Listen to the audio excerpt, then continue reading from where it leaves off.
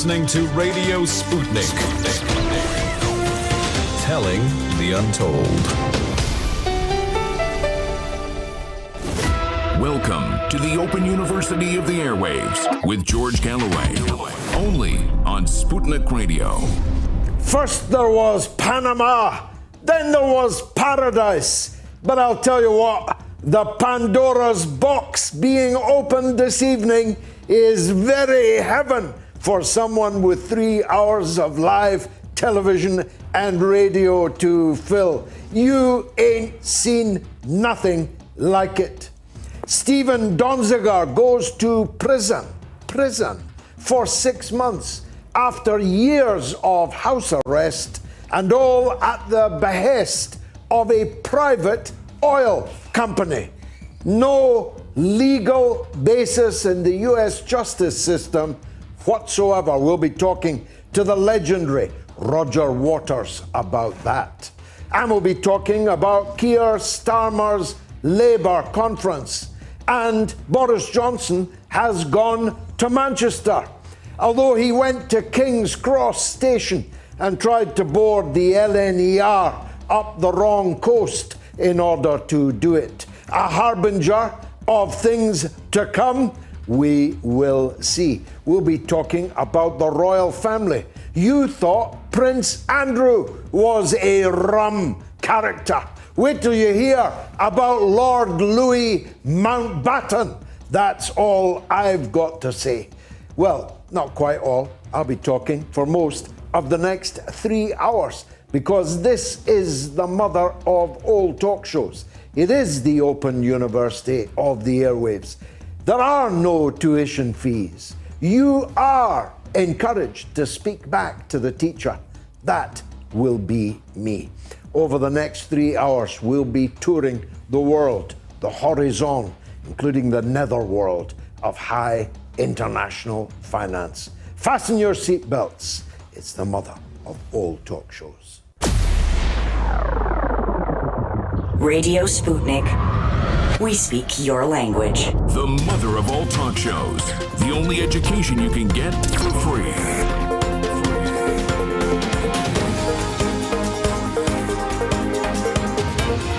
George Galloway.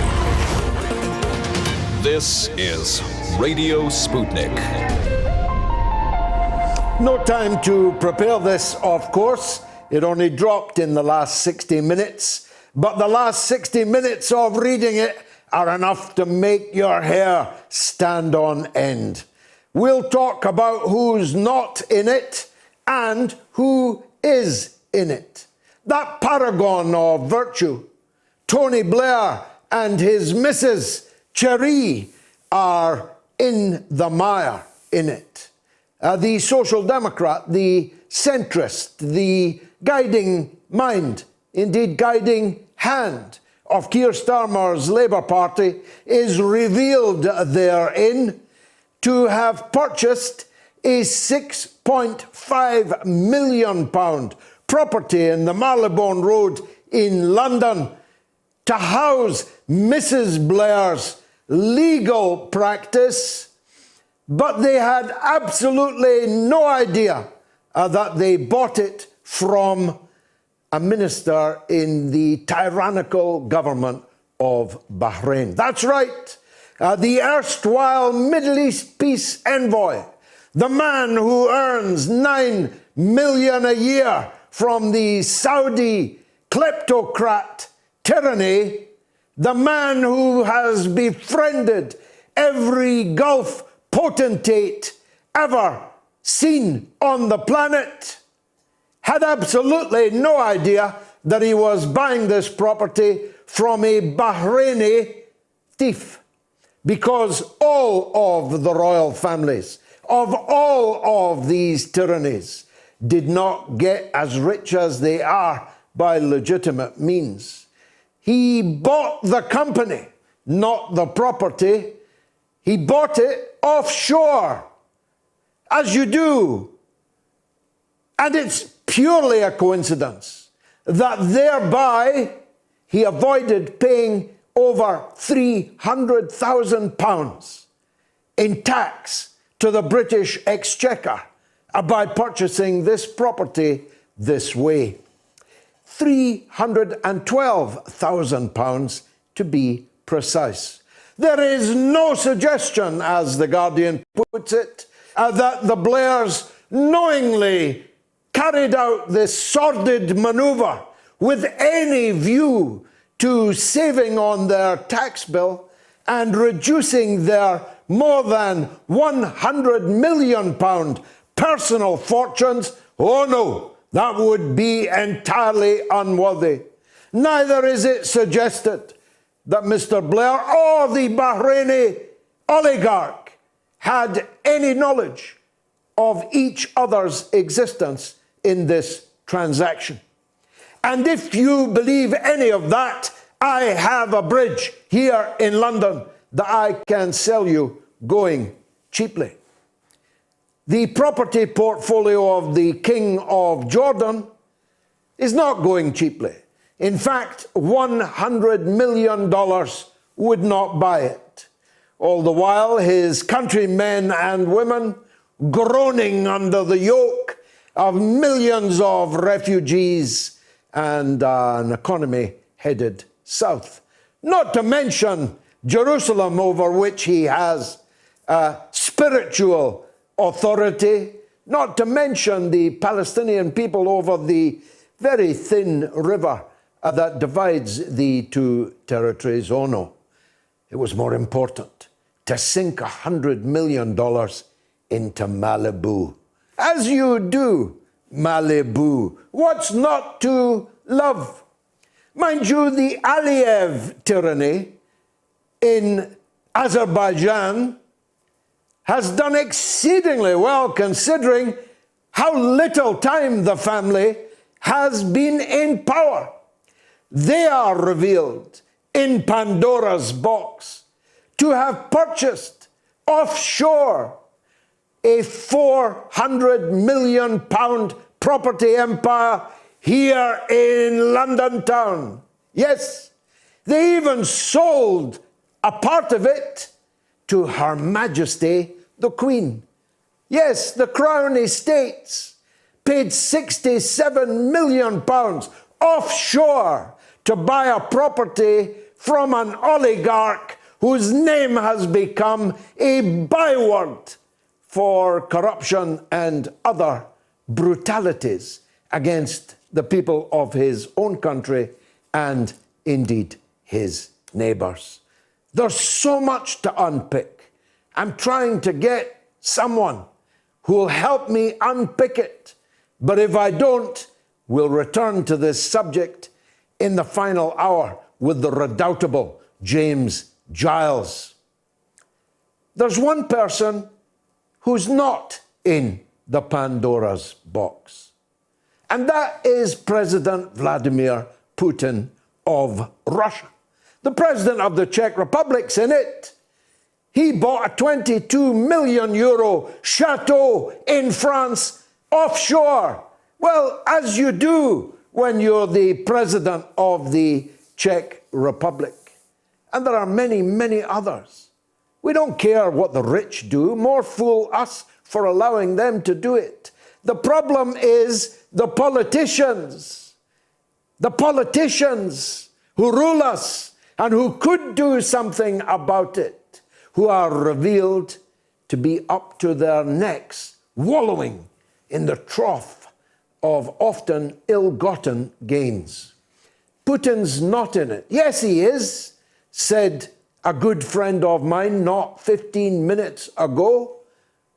I saw his picture on the BBC website.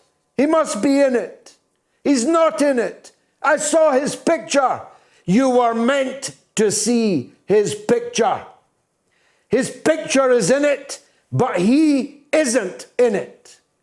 There are two Russians in it. One of them is described by the scribe in The Guardian as having been allegedly romantically linked to Putin in the 1990s. And the other is somebody who's dead and who is again allegedly on friendly terms with Putin, but Putin ain't in it. Many other Russian oligarchs, usually another word for thief, are in it, including the owner of the London Evening Standard, a Mr. Lebedev, whose son attended my wedding. You could tell there was only one billionaire present because he was the only one wearing jeans who didn't bring a wedding present or even a card of congratulations.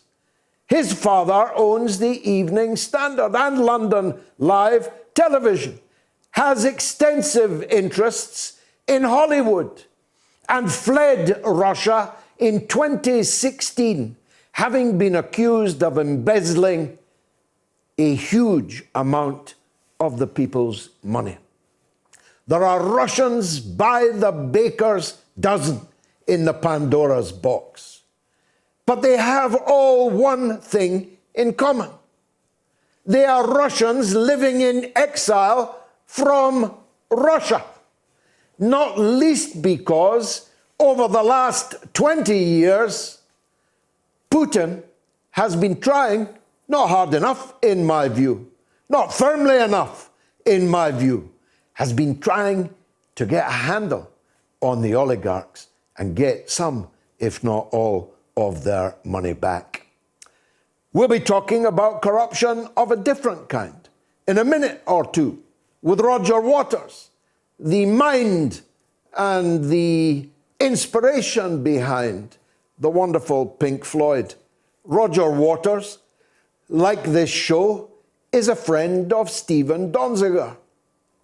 Regular viewers and listeners already know that Stephen has spent the last 2 years and more under house arrest in New York City at the behest of an oil company who've taken a private legal action against him, nothing to do with the justice system, not endorsed by the Attorney General of the United States, an oil company operating its own justice system and able to place someone under house arrest for exposing their crimes against the people in Ecuador. Well, they've gone one better this week because Stephen Donziger will not be watching the show this evening because he's behind bars in an actual prison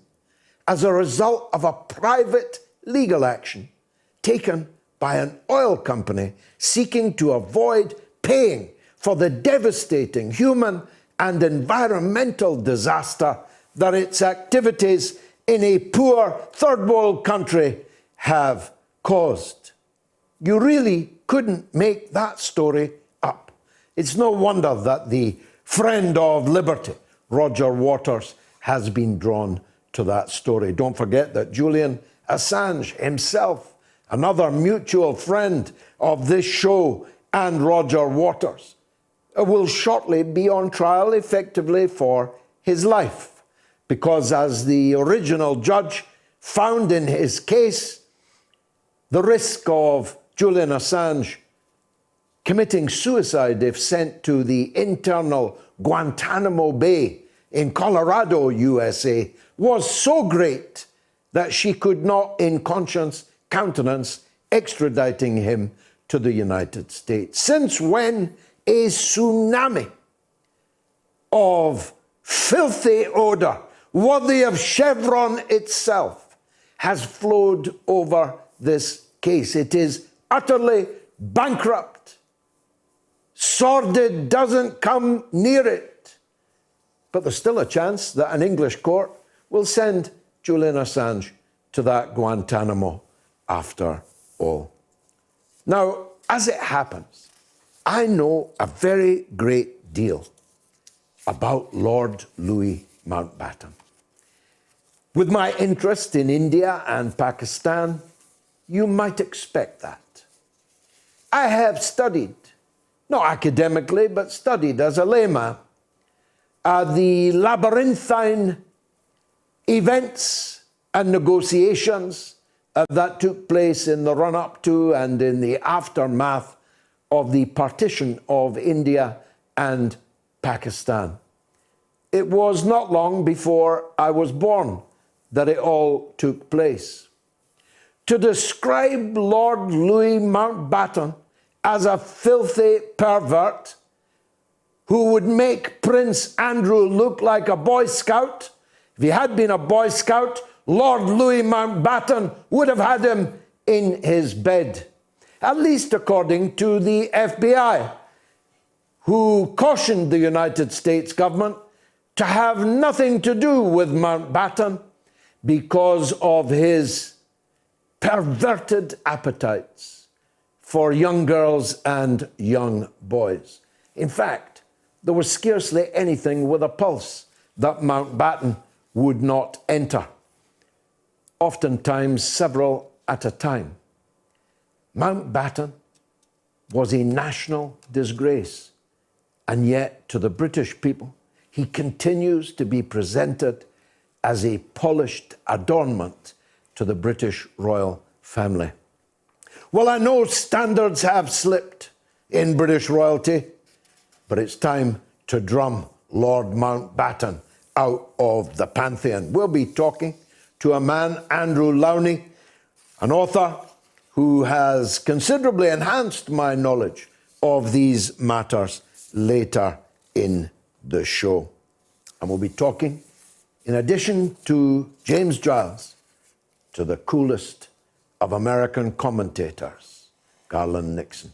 It's all coming up over the next 3 hours and 40 minutes or so here on the mother of all talk shows. The phone lines are open now, by the way. I'd get busy if I were you. Have you got the phone numbers? Look, here's the numbers. 08081 965522 if you're in the UK, and it's entirely free. And if you're in the United States, it's also entirely free. It'll cost you nothing at all. Just dial +1 844 944 3344. Or you can email the show anytime at onair@moats.tv. Or, of course, tweet me at George Galloway at RTUK News. Here's the first poll. Who is the biggest disgrace to the royal family? A, Lord Mountbatten. B, Prince Andrew. C, Henry VIII. Now, that is a close race. But once you've heard our guest on the matter, you'll realize, actually, it ain't that close at all. So the lines are open. The poll is out there on my Twitter feed, on my YouTube, on my Telegram. And here is the question. On this day, in 1995, I remember it so well, O.J. Simpson was found not guilty of killing his wife, Nicole. What was the vital piece of evidence in the trial? A, a shoe. B, a vest. C, a glove. I once met Johnny Cochran, the legendary lawyer for O.J. Simpson. I won't say, even though he's deceased, exactly what he said, but put it this way. He was mighty surprised that he pulled off that one. The answer coming up after the break. Tough questions are the most powerful weapon we have. As long as you have questions, we'll keep asking.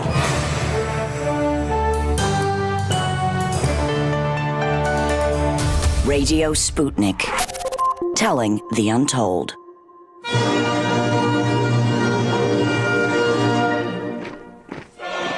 Comrade, tired of being trapped in mainstream media?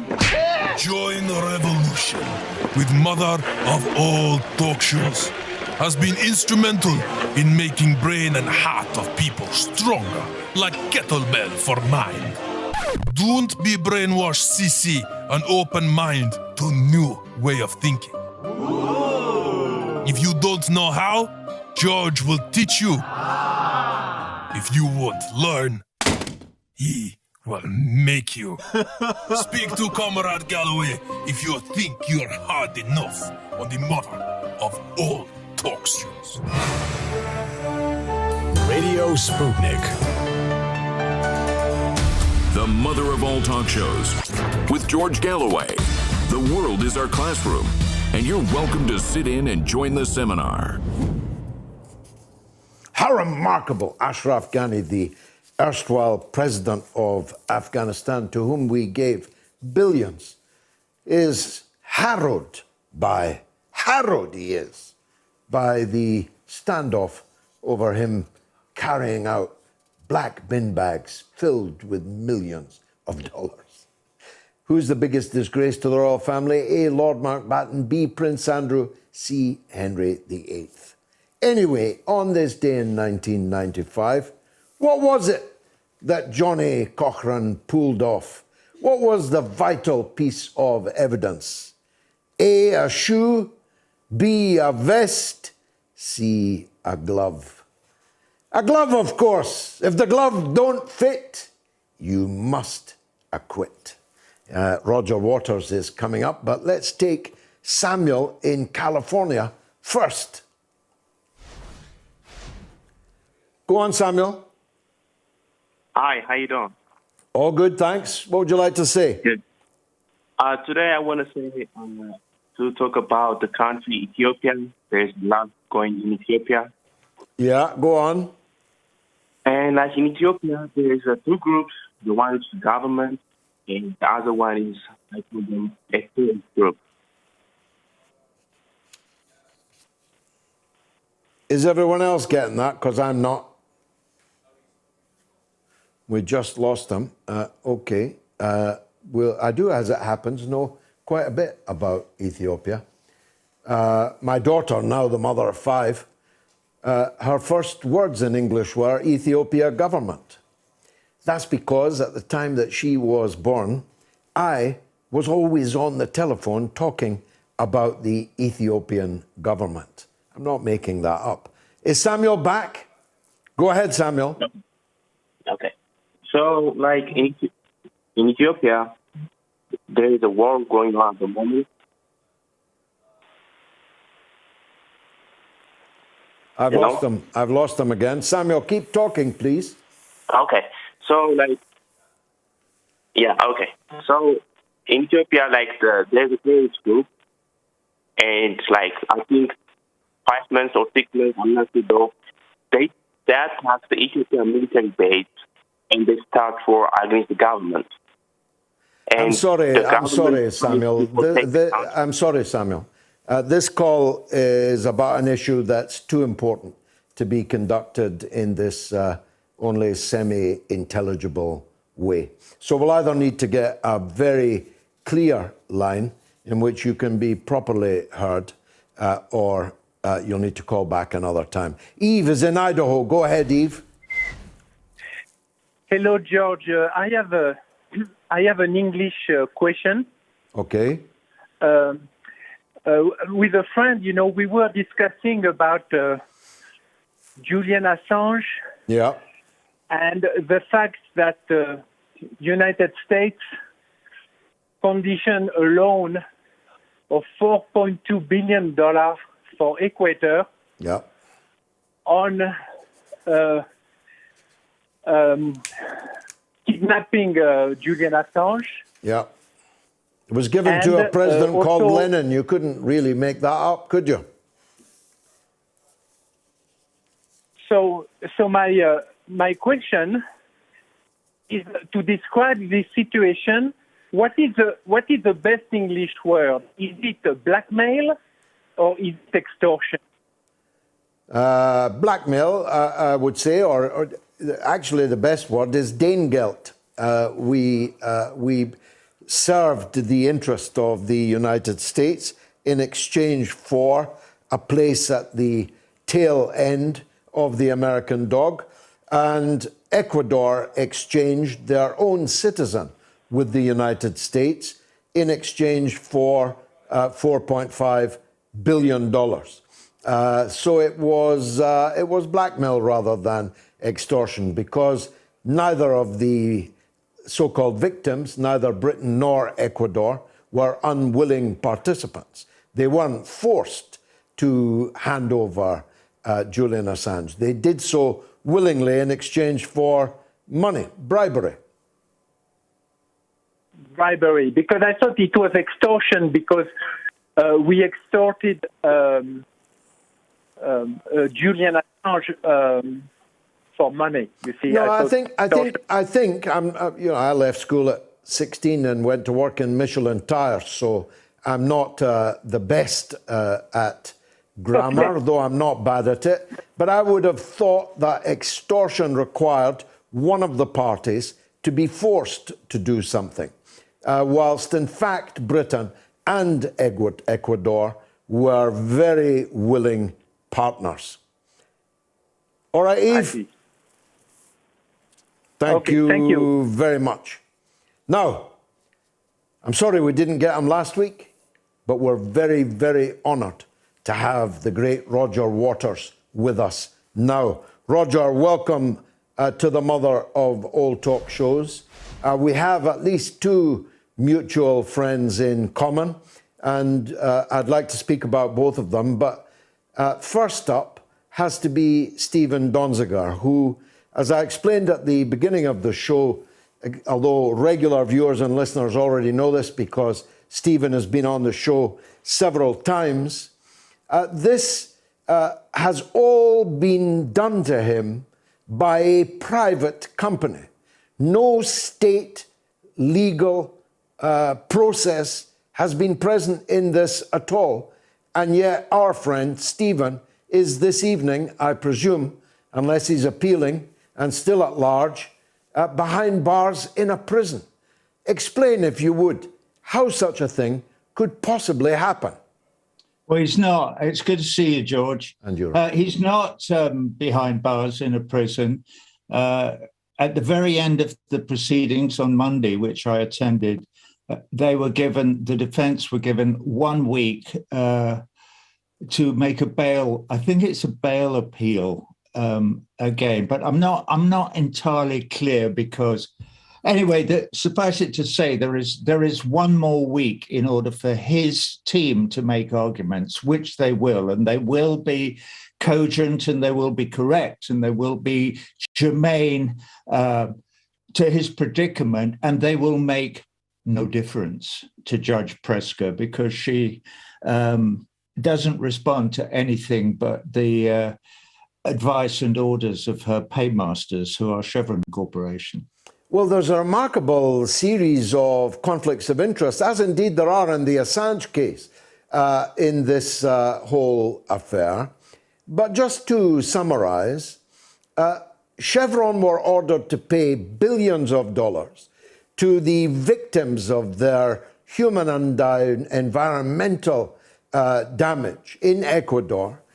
They refused to pay it, haven't paid a penny, and instead have managed to have the lawyer for the victims of Chevron imprisoned, first at home and, unless we're lucky, in the next week, in a prison. Yeah. And they did it by finding a tame judge on the Southern Circuit of New York Southern Circuit, Judge Louis A. Kaplan, back in 2012. And then they hired a deep-flocked, crooked judge from Ecuador to give evidence against Stephen Donziger and suggest that he had been responsible for fraudulently obtaining the judgment against Chevron, which was $9.5 billion, as you rightly point out. It's probably about $12 billion now, with penalties and interest and so on and so forth.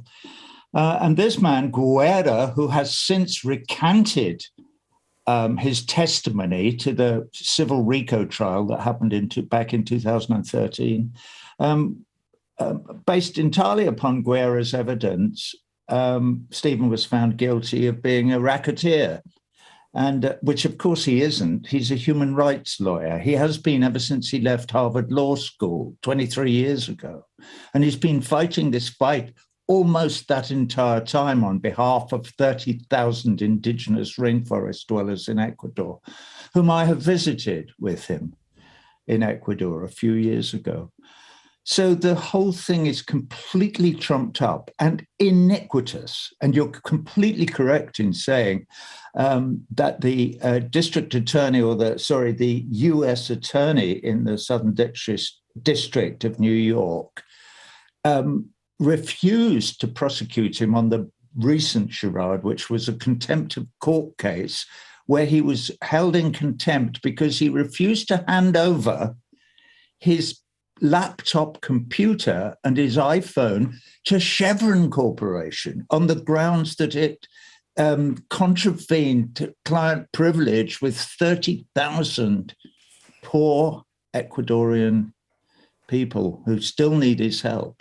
And they had him disbarred, even though when the disbarment went to a referee, he's called John Horn, and Horan, I think, John Horan, and he was the referee. His recommendation after a 3-day hearing in New York City was that Stephen Donziger's license to practice law should be immediately returned to him.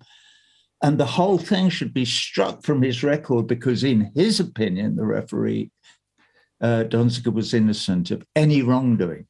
So there we go. Joseph Heller, Catch-22 couldn't encapsulate that story. If Kafka himself could not do so. Here is the lawyer for the people whose lives were ruined, who were granted almost $10 billion in compensation from an oil company. And that oil company has managed to get the lawyer for the 30,000 people locked up. Not in Ecuador, no disrespect intended to Ecuador, but in the United States. Now, in a sane world, Chevron's name would be mud, its share price crashing, and every liberal and progressive, the New York Times would be running this on their front page. It would be pussy hat heaven. All the liberals would be out on the streets. Where are they? Let's not accuse the New York Times of being either liberal or progressive, George, or they'll think this is a comedy show. You know, obviously they're not. They labor under the yoke of the ruling class and the powers that be and the status quo and all of that. But it is interesting that this is becoming more and more visible, and support for Stephen Donziger all over the world is growing hand over fist. So how long the US Department of Justice and the US judiciary in general will be able to handle the embarrassment of Louis A. Kaplan and Loretta Preska, who are federal judges in the Southern District of New York. The embarrassment of them being who and what they are, I don't know, but I hope for not much longer. And certainly the rumblings are beginning to be just discernible in the DOJ. So we may see some movement. This story is not over. My great hope, it's not my belief, because they are so entrenched, these corrupt officials, and they have such enormous power. Do you know, if you're appointed as a federal judge, you can never be removed, is the law of the United States. It doesn't matter what you do. It's for life. Which is a strange thing for an appointee. This is not an elected. Nobody is elected to sit on the federal bench. So, anyway, well, let's segue to another bench closer to home. Julian Assange has been through a process, although more judicial on the face of it, no less Kafkaesque than Stephen.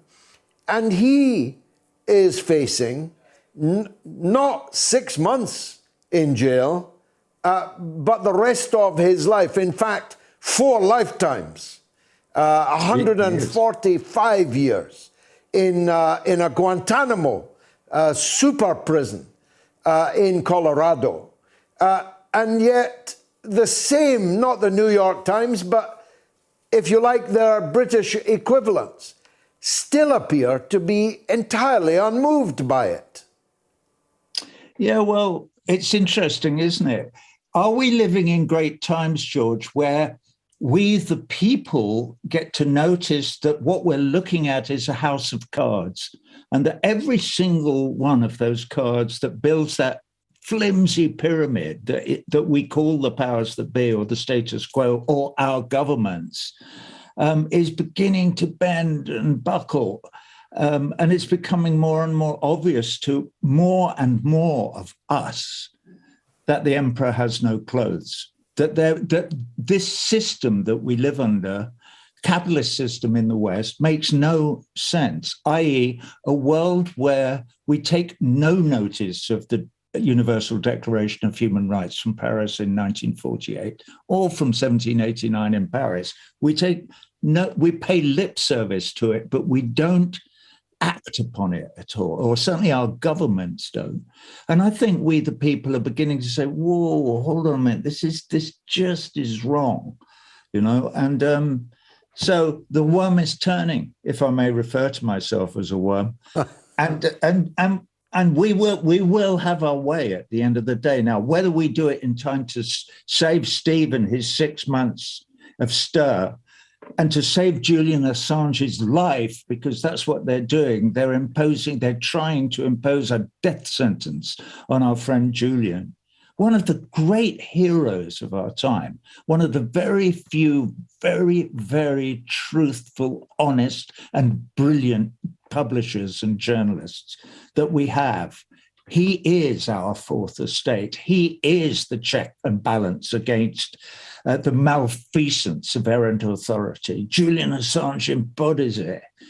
And yet they've managed to get large numbers of the general public, as well as themselves, to wrinkle their noses by smearing him with terrible slanders about his sex life or his personal cleanliness or whatever it might be. Julian Assange is a great hero, and we must build statues to him. Indeed. Not just free him, but honor him. He's a world historic figure. I agree entirely with that. But here's an irony.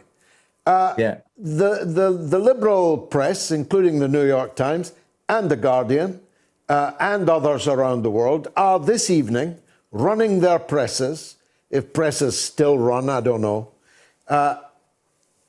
exposing the horrific, obscene levels of wealth and corruption in the Pandora's box revelations.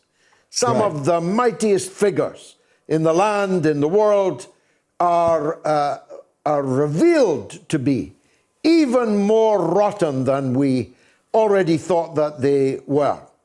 This information has been leaked to these newspapers in the way that information even more important about war crimes and the rest were leaked to WikiLeaks. They have been published by these great newspapers as they were published by WikiLeaks. Yet the publisher of WikiLeaks faces 145 years, and the publishers of the Pandora's Box will be looking to receive journalistic awards at the end of this year. How do we square this? Pulitzer Prizes for the lot of them, obviously. Well, you know, they've come back into line. In Julian's case, they've gone, whoa, maybe if we do exactly as we're told from now, i.e. if we never publish a word about Julian Assange and how appallingly badly, or voice the opinion that this is a total travesty of justice or what, maybe that we can go on doing what it is that we do, which is to serve them. So they are servants of the rich and powerful, all of them. I make no bones about calling the Manchester Guardian that as well. Having been looking at that paper since I was a wee lad, you know. So how do you explain the paradox? The whole thing is upside down. We're living in Alice's Wonderland. We're down the rabbit hole. Nothing makes any sense. It gets curiouser and curiouser. But what can we do about it? We can do what you're doing, and what I try and do as well, is we shout about it, stand on the rooftops and shout as loud as we can and call them the crooked arseholes that they are, our leaders, that they won't stand up and do what is right. You know, I've often told this story about people say, how did you develop these opinions? My mother, when I was 13 years old, struggling with something or other, she sat me down and she said, you know, Rodger, through your whole life, you're going to be faced with difficult decisions to make about complex problems and whatever. My advice to you is study whatever it may be from all sides that you can. Just before I came here and got on the Zoom link with you, I was reading as much as I could about the Pandora revelations, which are coming out. I haven't got very far because there's thousands of pages, apparently. Anyway, my mother said to me, study it, listen to other opinions, really verse yourself in it. When you've done that, you've done all the heavy lifting. The end bit is the easiest thing in the world. And I went, well, what's that, Mum? And she said, do the right thing. Well, you've certainly done that. Let's go. No, but they don't, it wouldn't occur to them to do the right thing. They do the expedient thing from their point of view, which is to maintain power and blah, blah, blah. But they never do the right thing. So that's a big difference. No, they are doing the right thing by their immoral selves.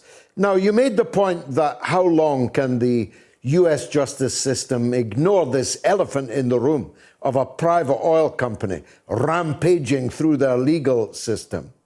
Isn't the same true now on the Biden administration in persisting with their appeal against the refusal to extradite Julian Assange?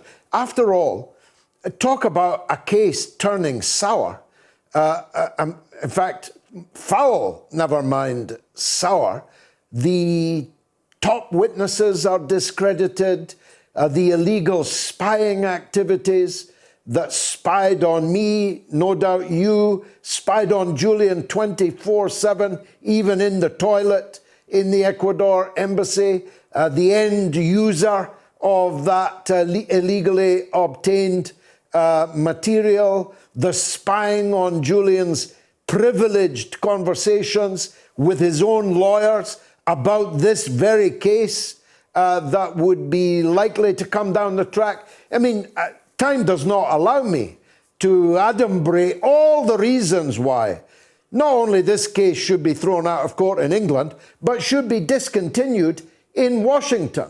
Do you think there's any prospect of the Biden administration being so embarrassed by all this? After all, it was Donald Trump's work. Why not drop it? Well, yes, I do believe that there is a possibility that that might happen because these people are pragmatic, if nothing else. And certainly if Joe Biden or Joe Biden's advisors or Merrick Garland, for instance, who's the Attorney General, as you know, in the United States now, if it suddenly dawned on them that maybe actually this might be to their advantage and that they could make some political hay out of it, or that it was getting so nasty, the smell was so disgusting that it was going to leave a taste on them and harm their reputations, then they would. Would Joe Biden do this because it's the right thing to do? No. Joe Biden couldn't care less about the right thing or about human rights or anything else. He is a pragmatic, professional politician. You only have to look at his record over the last 50. Don't forget, Joe Biden wrote the Patriot Act, more or less single-handedly. And it failed to become part of their legislature or legislation until 9/11, when suddenly it was brought out of the closet and they dusted it. This is this thing young Biden wrote in 1994 or whenever it was. So, yeah, there is a chance. And I cling to the possibility that Biden will free us, will stop the extradition proceedings. Because if Biden drops the extradition proceedings, the British government won't be able to keep Julian Assange in prison any longer. They won't have a single prop to continue that disgusting fact, which it is now. He's been in prison for nearly 3 years, for God's sake, in Belmarsh prison. I know you know all this, but so yeah, I do believe that people like you and me and Julian Assange and Stephen Donziger and Craig Murray and all the rest of us can have some effect on them. I agree. I look forward look to... what happened at the Labour Party conference last week, where Labour Party members turned round in England at their annual conference and produced this document where they advocate the applying of sanctions to the state of Israel on the grounds that it's apartheid. How can Keir Starmer not have resigned? I don't get any. I know I'm changing the subject. No, but... you're not. You really are not. It was extraordinary. The Labour Party passed a policy which is illegal under the party's rules. It's illegal to call Israel an apartheid state. You get auto-expelled for it. Yet the Labour conference passed a resolution calling it just that. Well, if it looks like a duck, walks like a duck, and quacks like a duck, it's probably an apartheid duck. Thank you. Probably is. Thank you very much indeed, Rodger Waters. Hats off Thanks, to you. George. You are one of the heroes of our age. Thank you for thank you for having me on. Thanks. Now, in 1957, the first man-made object to leave the Earth's atmosphere was launched. What was it called? A, Apollo, B, Sputnik, C, Ulysses. The answer after the break. Radio Sputnik. When the going gets tough, the powerful want propaganda. But we won't let them cancel the facts. Whether you're woke or drowsy, we know that you can handle the truth, and we're giving it to you every morning. Fault Lines with Thomas and Stranahan every Monday through Friday from 7 to 10 a.m. Eastern. Your first stop for sanity in a world gone mad. Tough questions are the most powerful weapon we have. As long as you have questions, we'll keep asking.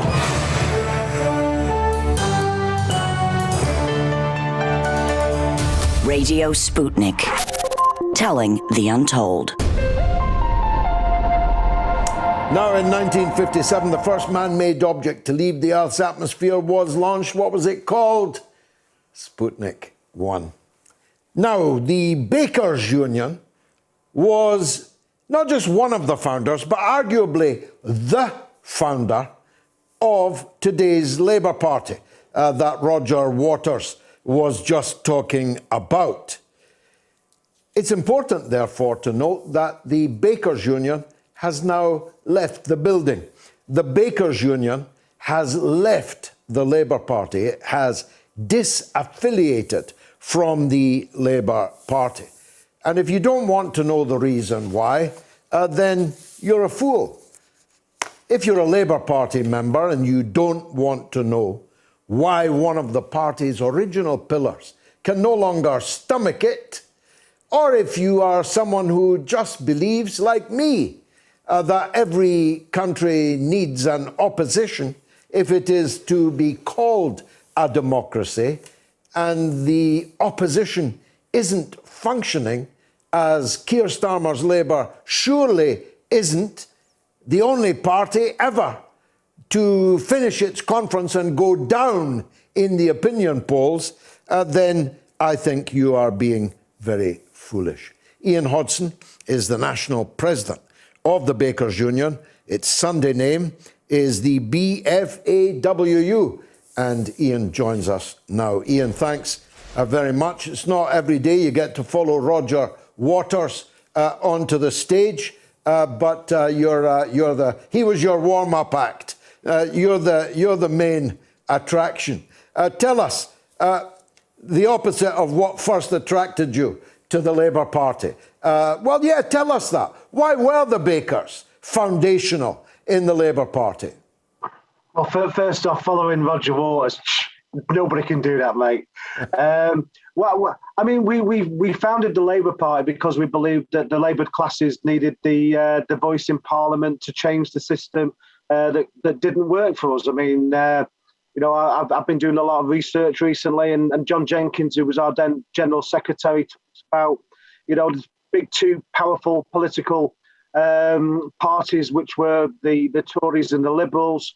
And in 1902, his words were that the Liberal Party believed that working people shouldn't go anywhere else, and they didn't have anywhere else to go to. That the Liberal Party had three factions in it. It had a leadership that was going in the opposite direction from what people desired and what they needed. And the Labour Party offered the best opportunity for our class to have a representation in Parliament that would ensure that working people got an opportunity to change their lives. That's what the Labour Party was created for. It was to bring about real change, real opportunity. It was about equality, ending poverty. Because there was also in the background of when we were setting up the Labour Party, you had King Edward VII feeding 500,000 people in London that were too poor to eat. And yet here we are in 2021 needing a footballer to do it, George. Yes, so nearly 120 years later, you've decided not, that the Labour Party is not the vehicle for the defence of working people and the voice of working people in Parliament and in the political system. What led you to that conclusion? So over we ran a survey of our members earlier in the year, and it was quite clear that the majority of our membership didn't think that the Labour Party was going in the right direction. They didn't believe that the Labour Party was going to change the system to make it better for them. Obviously, recent events have made our membership quite upset. I mean, in 2016, first off, they suspended our General Secretary. And then more recently, they threatened to auto-expel me for actually the organisation that I was with, or they accused me of being a sponsor of, which I wasn't a sponsor of, was set up to demand that if people were being suspended from the Labour Party, they had a right to know, they had a right to a fair hearing, they had a right to a representation, and obviously there was a due process that they would be aware of, which at the time, in 2017 wasn't the case at all. So these are what are described colloquially or popularly as the witch hunting of the supporters of the former leader, Jeremy Corbyn, who is himself witch hunted now, is no longer a Labour MP. So the ex-leader of the Labour Party just a couple of years ago and the union that set the Labour Party up nearly 120 years ago are now both outside of Labour. What does that tell us? Well, it tells us a lot. I mean, obviously, obviously our relationship with Labour goes back even further than that. I mean, we was addressed as an organisation when we was, in our previous name was the Operative Bakers. We were taking joint action with the Jewish bakers in the East End of London, and we was actually addressed by Keir Hardie in 1893. Wow. Which obviously led to probably our relationship with the Labour Party and why we felt so strongly about setting it up. I mean, because today's like this. I mean, we've just seen in the last week that the idea that people go to a Labour Party conference, pass motions, and then for the shadow ministers to come out and say, well, now is not the time, or they're not going to honour those things. Is incredibly poor. I mean, I took part in the Chulo meeting on the Friday before the conference started, where we had a consensus of opinion about the real changes, for example, but they paid no attention to the fact that trade unions have particular structures which we have to, follow internally, and they decided to ride a horse and carriages through union structures. So quite clearly, in their opinion, they don't care about the trade union movement. And one of the things that came over loud and clear at the recall conference that we held was that people thought that conference was awful. They thought that the Labour Party conference, displayed a view that was going backwards. that it wasn't going to raise the opportunities and improve the lives of the people that we represent. In fact, people thought it was very hypocritical, for example, that Keir Starmer in 2019 came and attended and supported our call for £15 an hour when our members were on strike. But it was more than just a strike for McDonald's workers at that particular time. It was part of a new campaign, which was launched by the CWU, which we took part in, which was called A New Deal for Workers, and to deliver £15 an hour. And yet here he is, basically forcing his employment minister, who produced the best document of the Labour Party, to resign. After he told us at that meeting on Friday that they were open on the issue of £10 an hour. And quite clearly they weren't. If they haven't got the aspirations just for making sure that workers get, paid a wage they can afford to live on, what does that say about today's Labour Party? Indeed. So what next for the Bakers Union, this historic organisation, which is not in the museum, as you say? You were the ones outside McDonald's with the banner demanding £15 that Keir Starmer, in a photo opportunity, took part in. So you're still at the cutting edge, trying to organise workers in your sector. What's next for you politically? So, obviously we're going to do more politics. Leaving the Labour Party doesn't mean that we stop doing politics. What it means is that, instead of wasting our money on the Labour Party, we're going to invest that into setting up in communities. So what we will be doing is we'll be setting up in community centres. We will be giving free advice and guidance to people who are struggling. We'll be working with organisations to give advice on rents. We'll be working with the Zero Hours Justice campaign.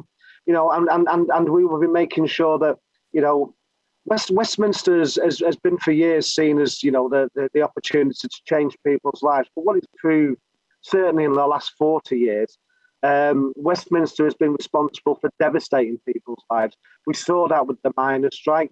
We've seen that, for decades where the politicians have basically voted through insecure employment.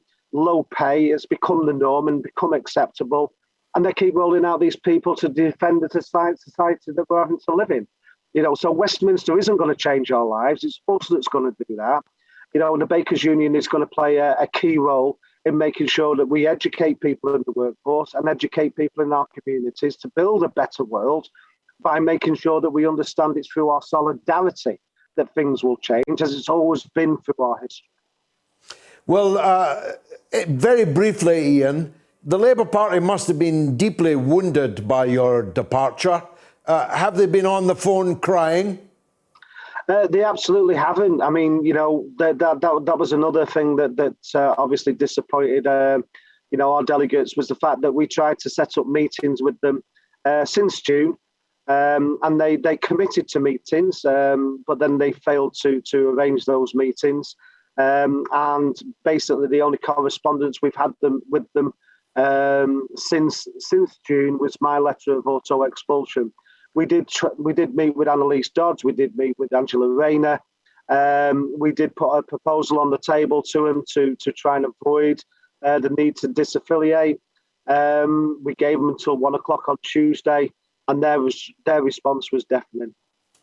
Well, in my opinion, it's not the opinion of the show or the station. You're well rid of them, I must say. Ian Hodson of the Bakers Union, I take my hat off to you. Many a baker's dozen of successors to you in the next period. We're coming up for the second hour. You're going to hear things about Lord Louis Mountbatten that will make your blood run cold. Stay tuned.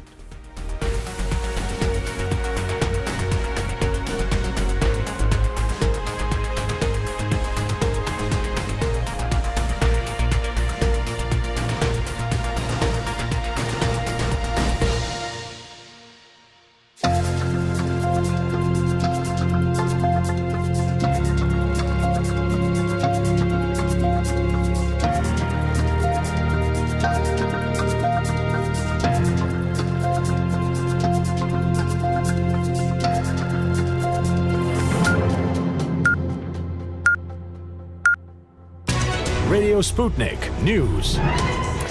Boris Johnson has refused to rule out again increasing taxes, although he said he was a zealous opponent of unnecessary tax rises. The British Prime Minister was speaking on the first day of the Conservative Party conference and just 3 weeks before Chancellor Rishi Sunak announces his annual budget. He also admitted that the UK is in a period of adjustment after Brexit and COVID as the country faces petrol shortages and supply chain issues. A lack of HGV drivers and high demand plunged the UK into a fuel crisis last week with lengthy queues and closures.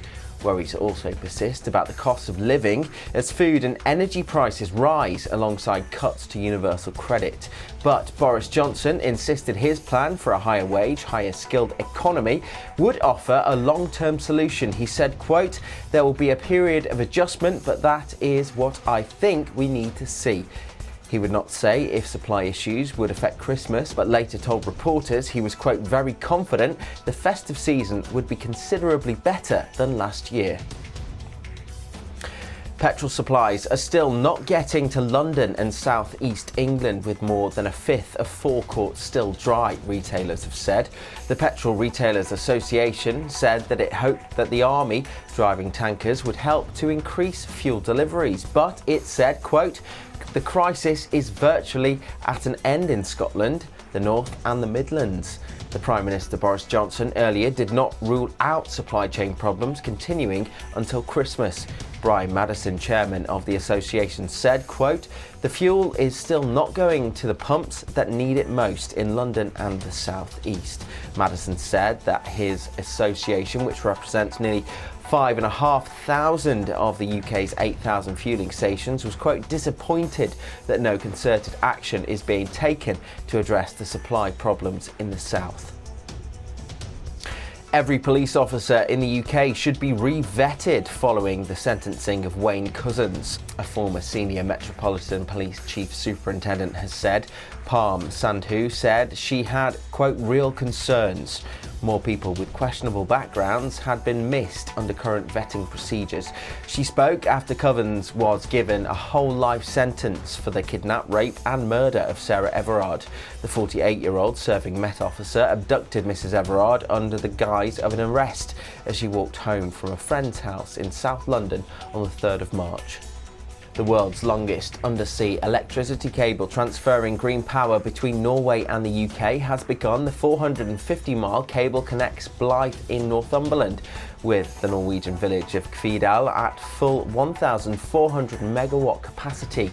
It will import enough hydropower to supply 1.4 million homes, the National Grid said. It added that the £1.37 billion joint venture with Norwegian power operator Statnett would help the UK reduce carbon emissions by 23 million tonnes by 2030.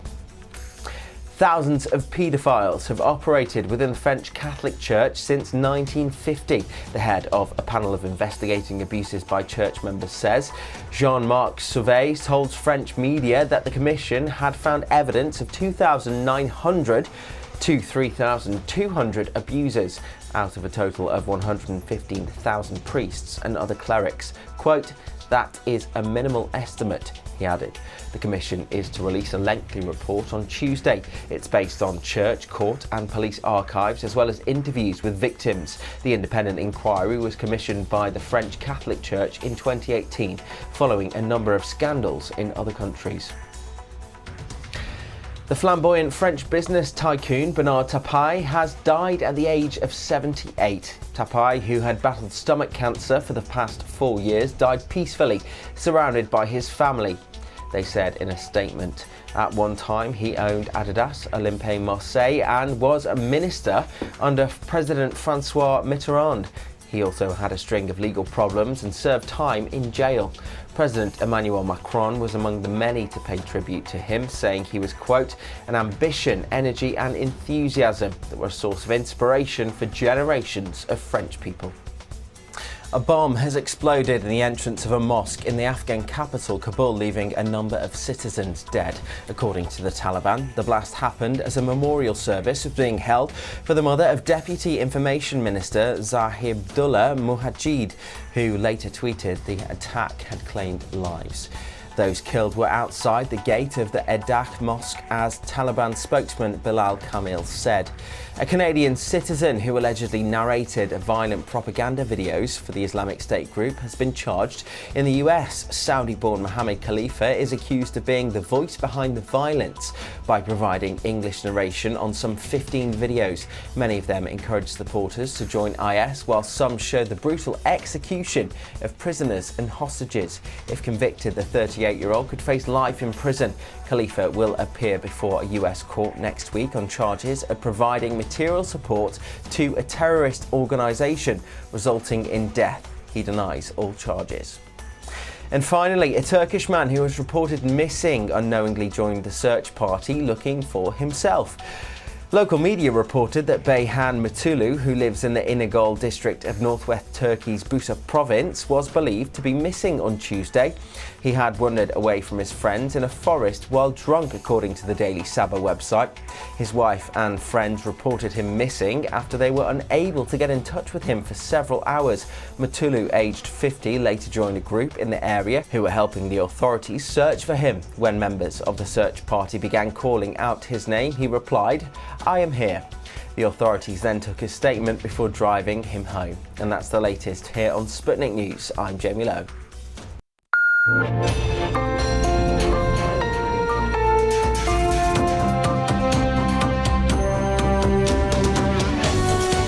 You're listening to Radio Sputnik. Telling the untold. Welcome to the Open University of the Airwaves with George Galloway. Only on Sputnik Radio. Now, if you thought the FBI didn't fancy Prince Andrew very much, they are reportedly seeking to interview him, and he is more than reportedly, but actively seeking to avoid them.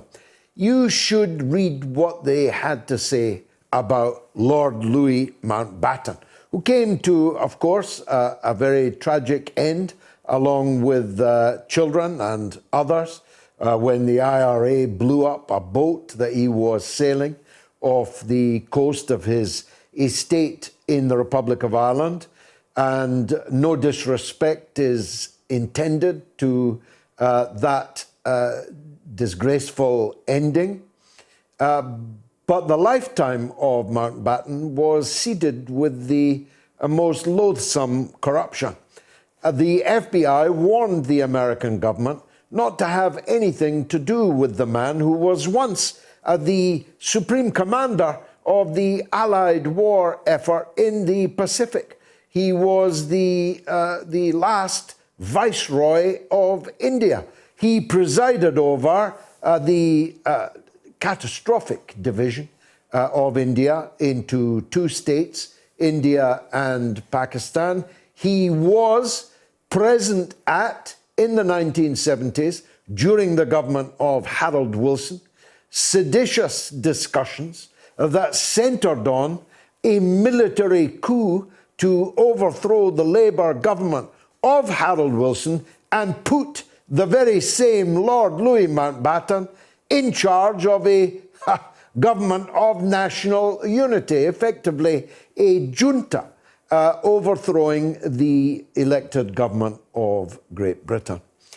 He was a rum character, even on the basis of the books that I've read, some of them written by our next guest. I've even read his Stalin's Englishman, a wonderful book about Guy Burgess. He's a top literary agent and a top author, and his name is Andrew Lownie. Meet him now. Andrew, thank you very much for joining us. The proximate reason for this discussion is that you're trying to open up to the public information about Mountbatten that is being ruthlessly suppressed. Please tell us about it.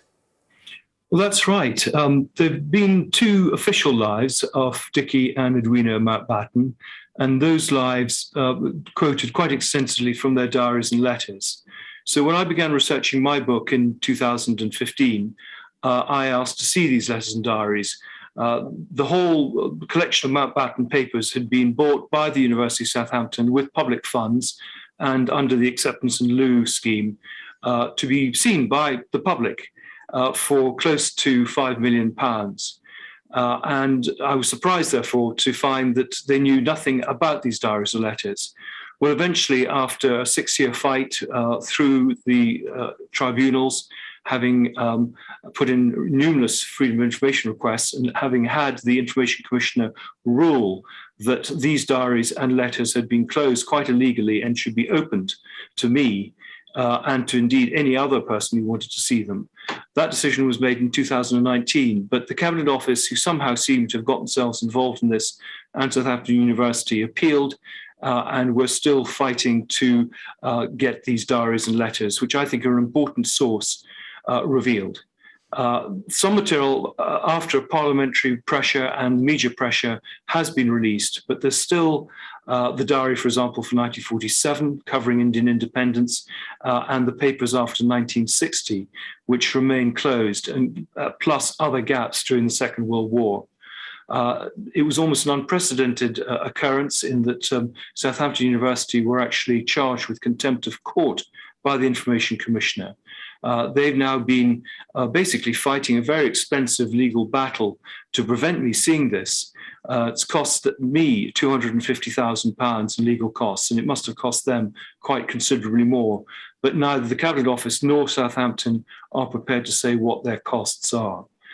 And I think this is a very important case, not just for historians having access to archives, but it's an example of the censorship of our history by those in power and the abuse of a government to prevent material which has been bought by public funds from being seen. In effect, £4.5 million was spent buying it, and another $1 million probably has been spent stopping people seeing it. What do you think it is they're trying to hide, Andrew? Well, I wish I knew. I mean, from what I can see of the material I have read, it's all completely innocuous. So I can only imagine that what they've now kept back is where the juicy stuff is, or that they're simply seeking to make an example of someone to prevent anyone else in future trying to seek access to material. But what's very clear is that the royal household are involved in this. They've been going to meetings, they're copied into correspondence. And we know, for example, that one of the reasons the delays in sending some of this material into the archive was dealing with Prince Philip's death. So it just seems to me that we're living in a banana republic. We're not allowed to know our own history. Alas, it's not a republic. The royal family are clearly, what other reason could Southampton University have, having expended millions of taxpayers' pounds on these archives, have for not allowing the public to see them, other than royal pressure? Well, I think they're kowtowing exactly to government and royal pressure. One of the other scandals is that they're now admitting that no one had actually looked at this material before it was closed. The only person who'd seen it and who made the decision to close it was an archivist at Southampton, who then requested that he could edit the diary himself, and the Cabinet Office gave him that permission. But this diary was due to come out next year, but again, no one will say if this diary is going ahead or not. And indeed, parliamentary questions have been answered with lies. They either claim it's sub judice, which is the lie now, or they've said that there were undertakings given by Mountbatten in 1969 which allowed them to basically censor this material. But it was pointed out to them that these 1969 undertakings don't refer to individual diaries and private letters. They refer to government papers from his time as Chief of the Defence Staff. So time after time, they've told lies. When they're caught out, they just tell different lies. Now, Mountbatten, as I know, not least from your own work, despite being a luminary of the state, could scarcely have been for people d'un certain age, like me. We were brought up to understand that Mountbatten with the flashy television series about his life and so on, was some kind of a British hero. But that wasn't the whole story, was it? No, I mean, he curated his legend, and you mentioned the 12-part series on the Life and Times. And again, his story was censored. One of the things I found in the course of researching my book, The Mountbattens, was the FBI file that you mentioned from 1943, talking about his penchant for young boys, and that he was a man of very low morals, they called him. I began to find more and more about this. I have a whole chapter about his paedophilia and his bisexuality, which of course was illegal at the time. He was sacking people from the Navy for the very offence that he was committing himself. And people in authority knew all about it. And the extraordinary thing is that when he went to Malta and just after the war, his chauffeur was tasked by his superior officer or former officer to find out where the male brothel was in Malta, because he would want to go there. But I think the other shocking thing I discovered was when I asked for other FBI files relating to Mountbatten. Only a few years ago, I was told that they'd been destroyed. And when I asked when they'd been destroyed, I was told after I'd asked for them. Well, has the benefit of being candid, that answer. To be called a person of low morals by J. Edgar Hoover must have meant his morals were really very low. In a way, in ordinary terms, that would be none of our business, except, as you say, some of his proclivities were actually illegal at the time, and he was drumming people out of the armed forces for crimes he was committing virtually on a daily basis. But as we no longer regard these things as crimes, depending on age, of course, and consent, it only really matters to us in historical terms if it impinged on his military and political role, which it did in the case of India and the subsequent partition, didn't it? Well, I mean, he, of course, was always open to blackmail. And indeed, I didn't use this material in the book, but there were suggestions from Russian KGB agents that he had been compromised. I have found no evidence to support that, so I didn't use it. But you say it doesn't matter, but, you know, there are victims still alive, still coming to terms with the abuse that they suffered from him. And there's still the cover-up. The Garda have admitted that they have the car logs for August 1977 when two of these boys I interviewed were abused, but they're refusing to release them on the grounds they are relevant to the 1979 murder inquiry. I think the other question is why his security was reduced in 1979 when the threat against him was heightened and he had been actually warned not to go to Ireland. But you come to the question of India. I think what these diaries may well show us is that he was far less impartial than he should have been as viceroy, and that Pakistan may well have good reason to feel that they were unjustly done by.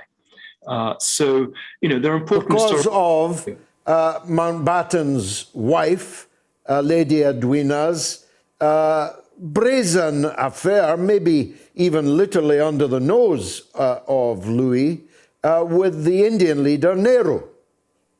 Yes, and I think the two questions are, when did the affair start? Did it start after the independence or before it? And I think all the evidence that I found suggested it began before, and also whether it was platonic, as the family claim, or a sexual relationship, which I believe. I think there's no doubt Mountbatten knew about the affair very early on, and he encouraged it. It suited his purposes as it suited Nehru's and Edwina's purposes. One of the other battles is to get released the literally hundreds of letters between Nehru and Edwina, written between 1947 and her death in 1960. Southampton are supposed to have exercised their option on those letters by the 5th of August this year, and yet they've made no statement about them. They've not been made publicly available, and they're not answering questions about that. Now, to ask the famous question asked by Paul Daniels, asked of Paul Daniels' wife, what first attracted Lord Mountbatten to his frequent trips to Ireland? Because, as you say, on the face of it, a member of the British royal family, frequently holidaying in the Republic of Ireland when there was a war going on, would seem strange.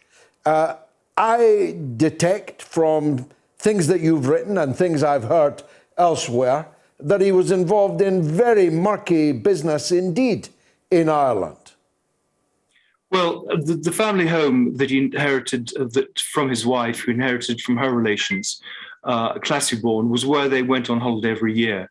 But you're right, other members of the royal family were not allowed to go to the Republic. And he was warned on many occasions that he shouldn't go. There have been several attempts on his life before 1979. Indeed, there had been an attempt to put a bomb on his boat Shadow 5 the previous year, which is why not guarding it in 1979 seems extraordinary. But there have been rumours, I didn't put them in my book, but I heard a lot of stories that he didn't want much security in Classieborn because he wanted the freedom to be on holiday, but also, of course, the freedom to not be watched with his activities. And certainly the two stories that I recount of the abusing of these boys, who are now about 60, took place at Classieborn or nearby. Could he have been involved in the Kincora boys scandal? Well, there are lots of rumours about that, and there are various connections. One of the boys that I interviewed who was abused was in Kincora and was brought from there. He was certainly well known in Belfast. And again, these car logs would be useful evidence to see that if actually one of the wardens at Kincora or some member of staff there had driven this boy to Classieborn. But there's certainly lots of stories about boys being trafficked to some of the big houses in the area. There was a sort of extensive VIP abuse ring operating on the west coast of Ireland. It makes Prince Andrew's alleged offences almost trivial by comparison, the indictment against Mountbatten. Let me move on to political terrain, if I may. One of the reasons I have a particular interest in this is I knew Harold Wilson. Harold Wilson was a friend of mine after he left office, I should say. The fact that a junta was envisaged by certain high personages in the land to supplant, overthrow the elected government of Harold Wilson is possibly the biggest scandal of them all. And yet, most British people know nothing about Mountbatten's alleged role in that. Yes, well, I think it's understandable because most of the paperwork has been destroyed and the people who knew about it are dead and didn't really talk about it in their lifetime. But I was able, by triangulating the correspondence of various people involved, to discover that he was much more actively involved than he later claimed, that he was very flattered by the approaches. He actually put forward various candidates for this government of national unity, including the head of the Hammer horror films, Jimmy Carreras. And he was a man who would have liked to be Prime Minister, who felt frustrated as a member of the royal family that he couldn't take on political power. So I agree, this is one of the unknown stories of the 60s and 70s. There were two periods, really, one in 68 and then one later in 1970 when various MI5 officers were involved. But unfortunately, all those who would know anything are dead, and I suspect the papers will never be released. But certainly the diaries and letters that I looked at in the papers of Mountbatten and also of Cecil King and Hugh Cudlip had all been heavily censored for that period. There are actually gaps for the key dates. You're a historian, you're used to archives and so on. I suspect a lot of the people watching and listening to this now will wonder, well, these people would just destroy, especially in those days before computers and hard drives and so on, these people would just destroy inconvenient papers and evidence. Of course, and that's one of the big problems that we historians have. But, documents the lifeblood of historians. It's the building blocks in which we reconstruct our picture of the past. And we have a Public Records Act which requires these papers to be preserved, not necessarily private papers, but public papers. And the governments of all persuasions over many years have not fulfilled their obligations under the Public Records Act. They're abusing the use of freedom of information exemptions. They are, of course, all the sensitive documents are always the ones that suffer from damp and asbestos. And we know from countless scandals, including the Mau Mau scandal, that they will lie and destroy files or keep them back when they've even been taught by the courts to bring them forward. So it's a really big problem for historians. But you're right, of course, people who will curate the story and they will destroy papers that reflect badly on them. But that's why we have a Public Records Act, that at least the public records have some accurate picture of the past. Is that going to become worse in the electronic age now that papers effectively no longer exist? Is that going to make life even harder for historians? Yes, it's much harder for all sorts of reasons. Tony Blair introduced sofa government, so instead of having civil servants taking minutes and records of things, it was all just casual chats, no records kept. And we have the problem of people using private emails. Michael Gove is notorious for it, and encrypted communications. So the records aren't being kept to start with, let alone being destroyed later. And it's very difficult. The Freedom of Information Act does cause problems because, of course, civil servants have to be able to give advice in confidence and not feel that in 20 years' time they're going to be in trouble for it. But we do have safeguards for that. But my worry is that the governments are hiding behind things like national security when there's no national security involved at all. It's just political embarrassment. And what's the next stage then of your valiant battle for the right of the public to know? Where does this go now, the Southampton University matter? Well, the hearing, which they've managed to kick down the road for 2 years, is finally being heard on the second week of November. We're expecting to win. They've actually now dropped many of the objections that they originally fought for 5 years, and they're no longer relying on those. And so we'll see what new excuses they come up with. But we're pretty confident of winning, and I'm pretty confident that I will get my costs. They're not normally given in a tribunal of this sort, but we've managed to produce pages of falsehoods that were given to us, and we think the judge will award costs in this case.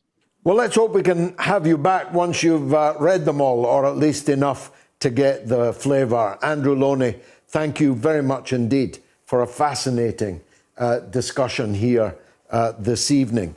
Now, in this week, in 1967, Che Guevara was killed. Where did it happen? A, Nicaragua, B, Cuba, C, Bolivia. Answers after the break. Radio Sputnik.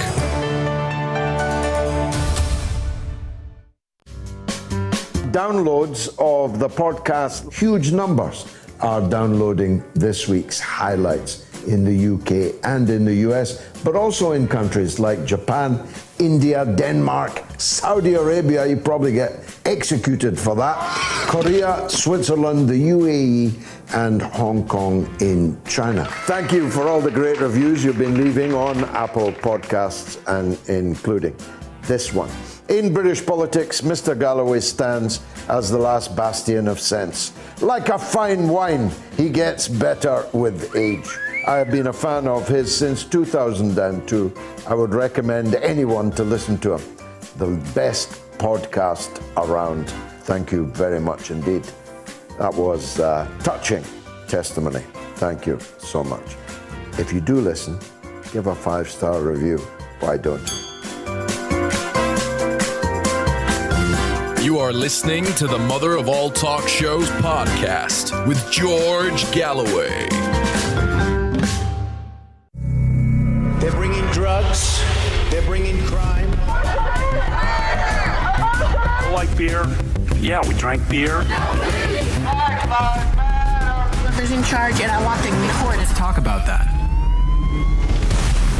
discussing all the controversies and news across the disunited states of America. Tune in to Fault Lines every weekday from 7 to 10 a.m. Eastern, only on Radio Sputnik. Tough questions are the most powerful weapon we have. As long as you have questions, we'll keep asking.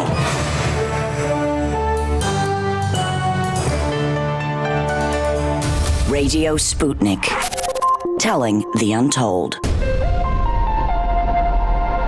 Che Guevara was, of course, murdered on the orders of the CIA in Bolivia in this week in 1967. Now, the poll is going great guns. Who's the biggest disgrace to the royal family?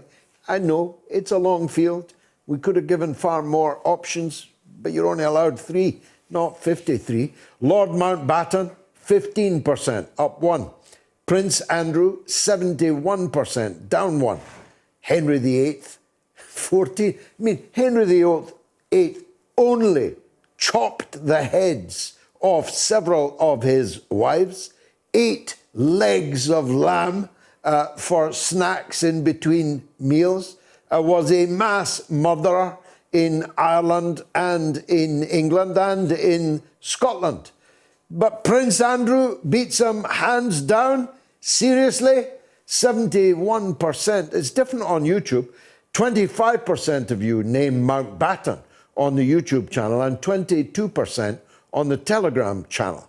But on my Twitter feed, Prince Andrew has got it. Here's the phone numbers if you want to call in about that remarkable interview. Indeed, 3 remarkable interviews now in the course of this show. If you're in the United Kingdom, remember it's completely free.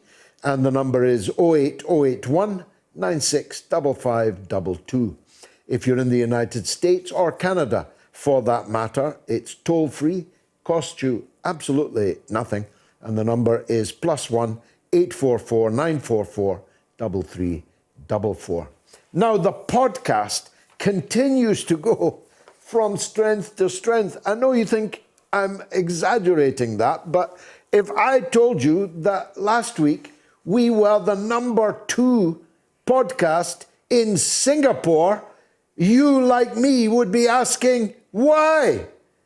We are in the top 10 in New Zealand and, of course, already a fixture in the UK political charts. Thanks for listening to the Moats podcast, which is basically a compressed version of the whole 3-hour show. So you can go to your normal podcast supplier and download us there. Please leave a 5-star review if you will. Helps us to grow, shows people that don't know us yet that we are here. If you're a Spotify user, please follow us and share with your friends. That voting's still changing, by the way.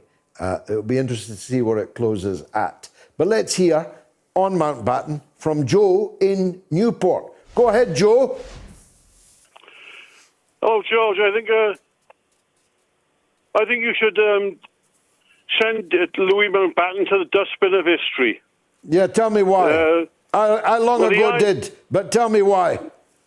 The IRA did us a favor. The IRA did us a favor when they bumped him off. No, I don't agree with that. Not least because. It's a tragedy. George. Hold on, Joe.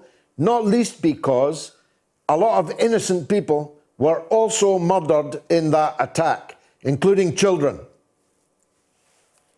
Say that again. A lot of innocent people were also murdered in that attack, including children. Well, you can't make an omelette without breaking a couple of eggs. Well, that's all right if it's not your children. That's all right if it's not your children being blown up. A greater tragedy is when the IRA missed Margaret Thatcher. Now, I've got to cut you off, Joe. No, I'm cutting you off, Joe, because you are glorifying and inciting, in fact, murderous violence. Bruce is in Adelaide in Australia. Let's hear from him. Go ahead, Bruce. Yes, good day, George. Look, I can't always express myself very well, but just a few things which are not always reported through the press here. As you're probably aware, last week the Chinese foreign minister was in talking to the European Union. Yeah.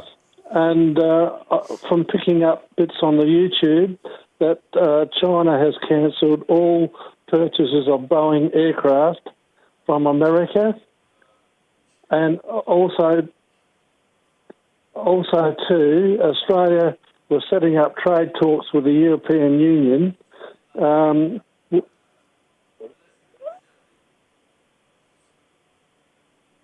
you still talking? Listen to me.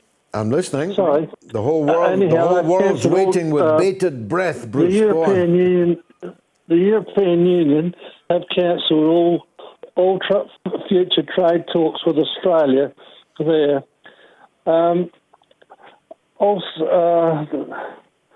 Also, Australia, I see Australia is losing its sovereignty in the sense that by following, or it has in the past as well, but the cost of our new submarines, which is 90 billion, we had 50 billion with the French, but we seem to be following them or being told what is best for America and their expenses, because I can't see how we're going to pay for it.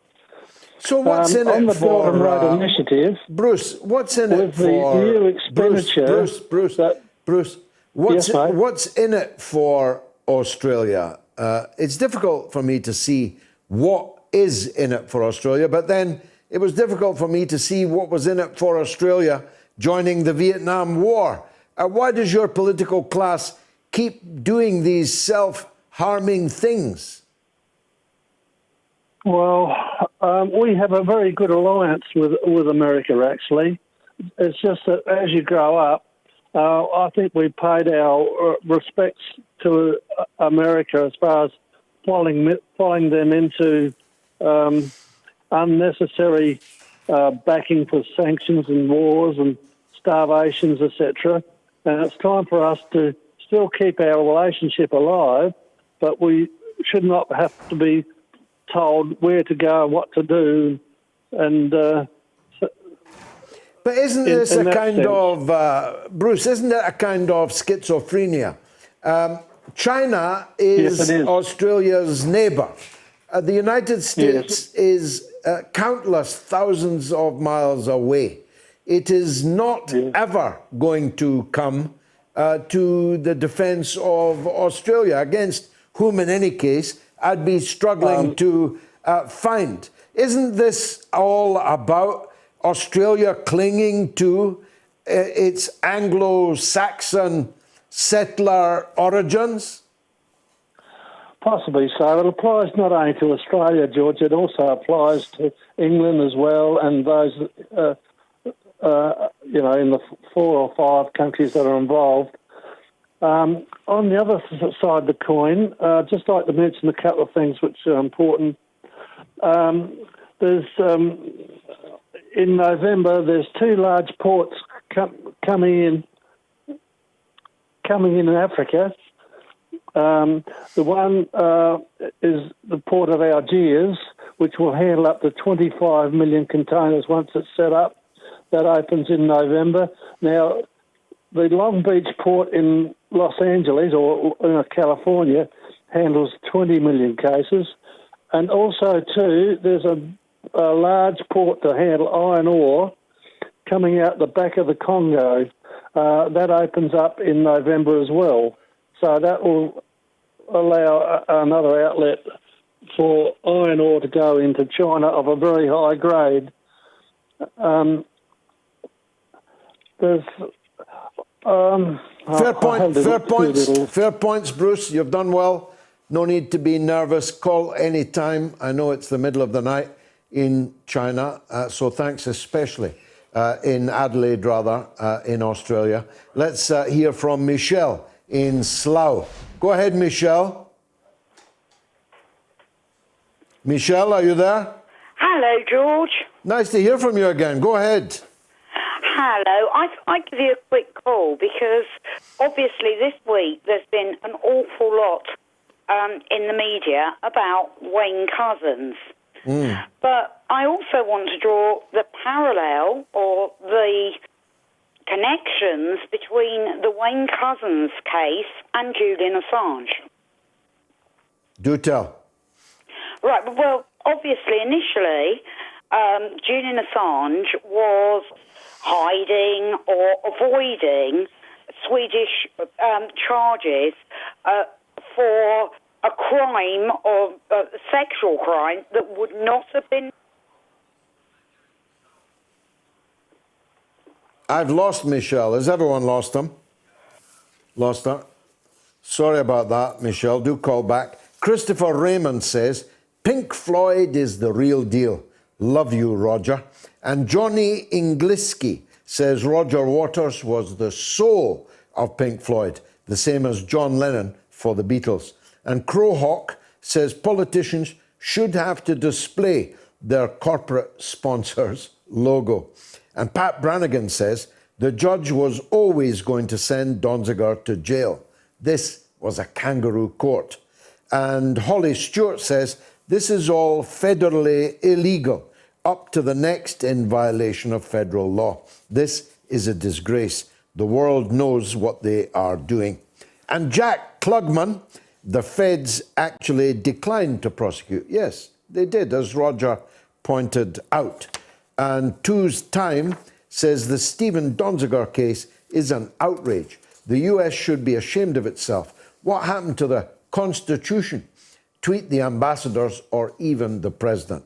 Neono Solomon says the Honourable George Galloway should throw more light on former British Southern Cameroon genocide backed up by France. Call the show, tell us about it. And David Atlas says Roger is the leader of our times. He's so very principled. Indeed he is. And William Tell says we are living in a Ponzi scheme. Now, Michelle is still in Slough, but back on the line. Go ahead, Michelle. Hello, George. Anyway, as I was saying, I want to draw the parallels between the Julian Assange case and Wayne Couzens. Yeah.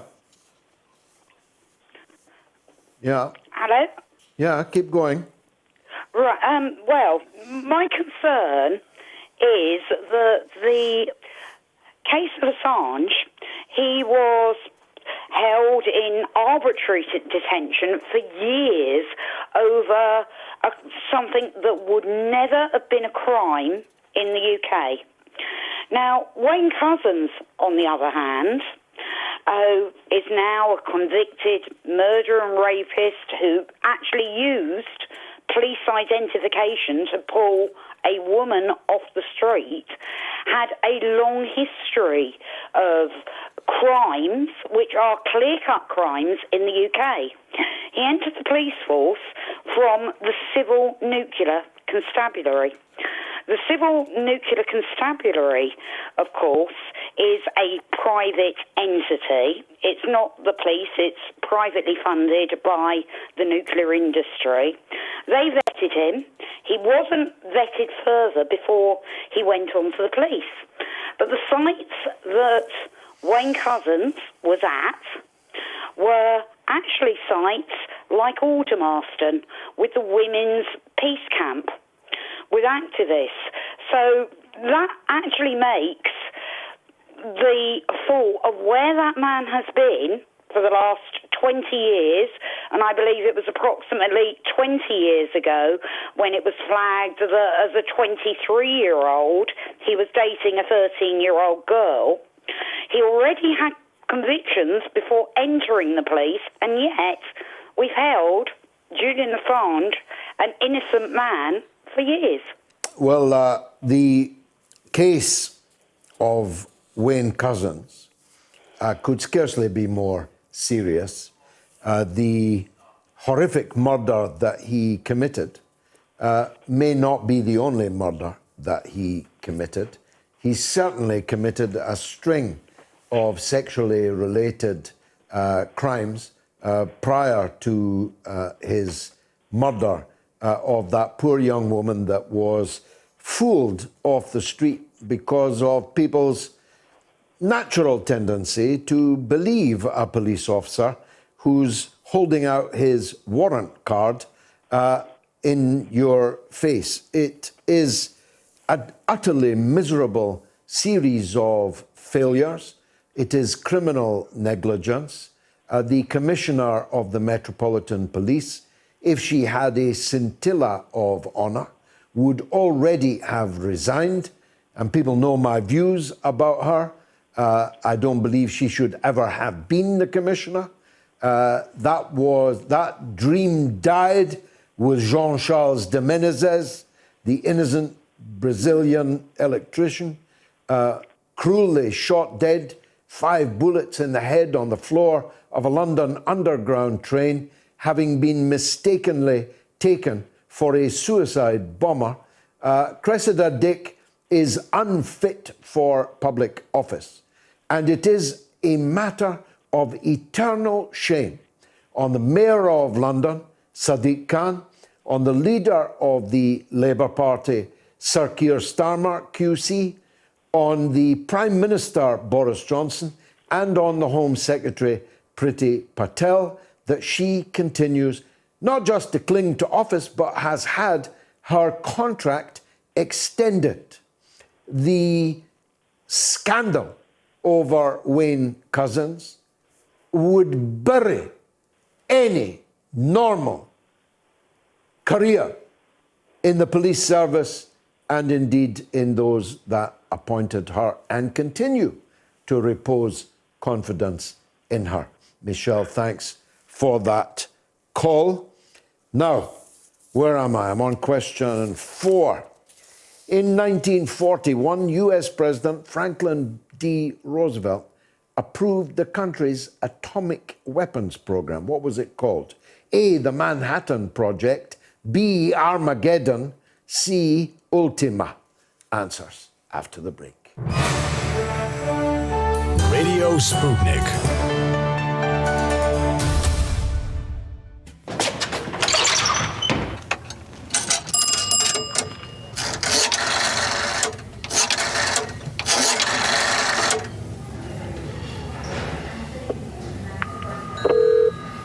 Let's take a call.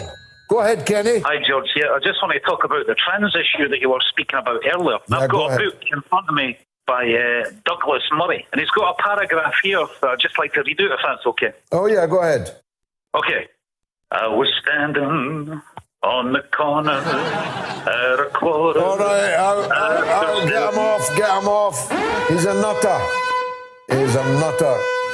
In the UK, it's 08081 965 522, and in the US, it's +1 844 944 3344.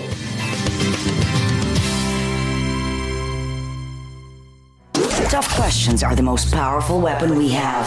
As long as you have questions, we'll keep asking.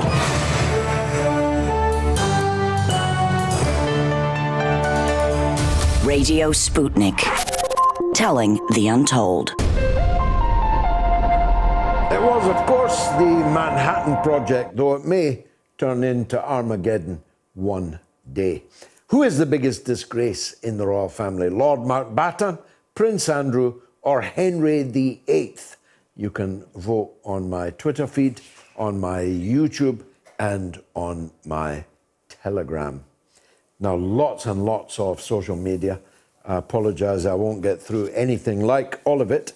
The Stephen Donziger case is an outrage. No, I've done that one, sorry.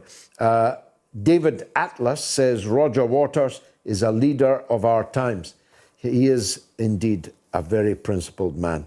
William Tell says we're living in a Ponzi scheme. Come away with William Tell. Remember that one. Fear works. They like fear and loathing. They like sheep's clothing. They like death and glory. They love a good story. Put an end to this soap opera state. From Roger's song, The Powers That Be. Indeed. And Tex AJP says, when I give food to the poor, they call me a saint.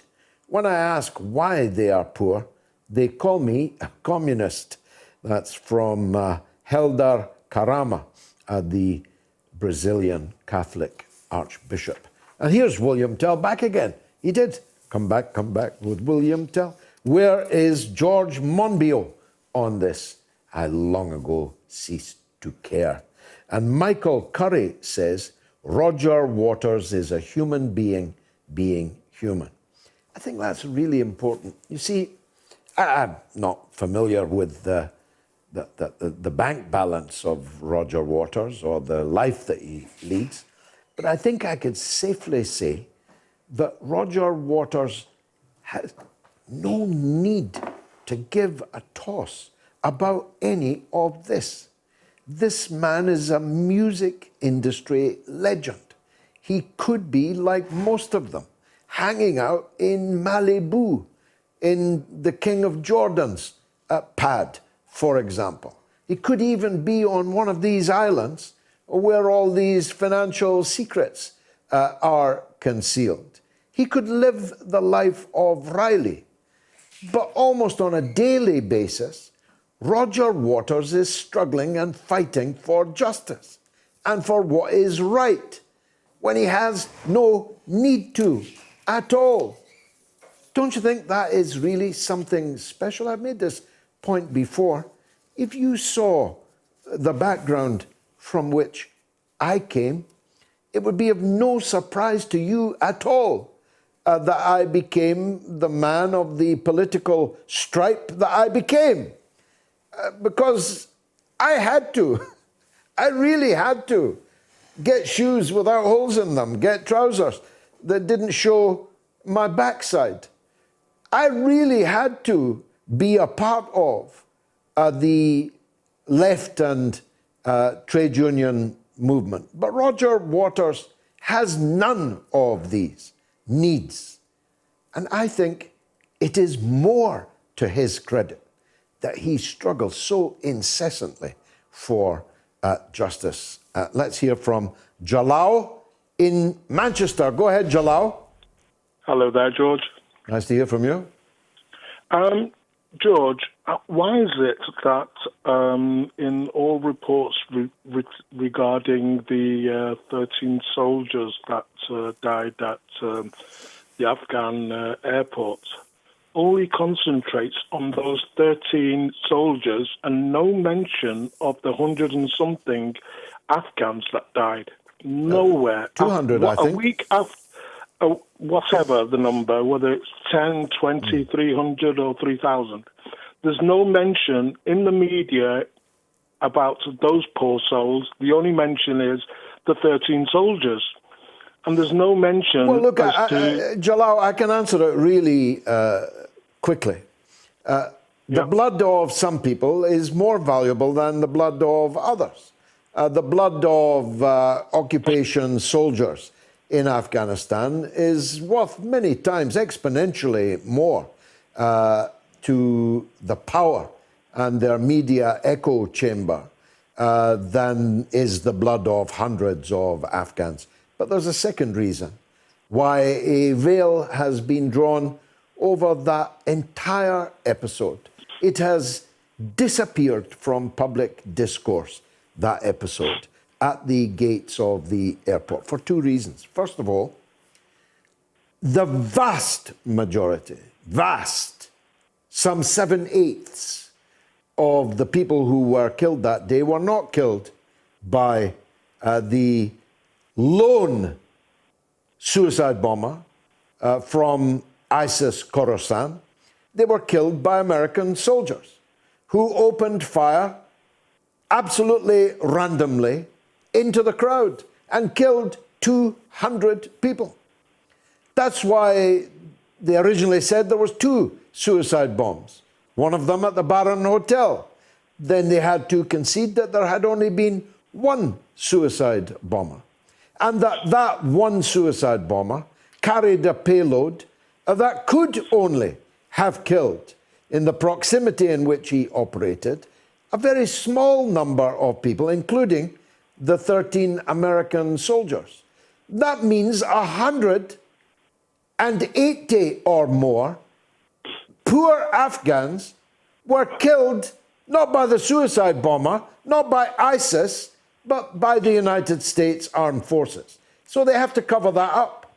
Secondly, the very next day, they launched, based on intelligence credulously reproduced by the quisling newspapers that we have in the West, the complete satrapy that is the so-called Fourth Estate, as being based on intelligence. It destroyed a man and all of his children at his house. They said he was an ISIS suicide bomber on his way to blow people up, but he was, in fact, a charity worker for a US charity and was involved in nothing more dangerous than moving water bottles around on the back of his truck whilst his children milled around him. Thanks for the call. Sarkar is in Glasgow. Let's hear from him. Go ahead, Sarkar. You're George, definitely really a video star again. Thank you. George, really nice to see you keep healthy. After what you said in the last call, believe me, it's a continuation of what I'd like to ask. Yeah. When Joe Biden won the election a few months, close to a year ago, every liberal went ballistic. They were shouting Eureka, Eureka on the streets. Hollywood celebrities doing TikTok dance videos, saying I'm not a Trump supporter, by the way, before, so that no one thinks of me the other way. Everyone said, oh, he'll be the beacon of hope.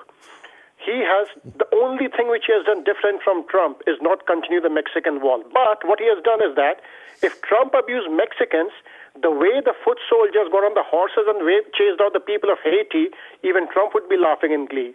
Iran deal, he said he'll go back on that to cause some stability in the Middle East.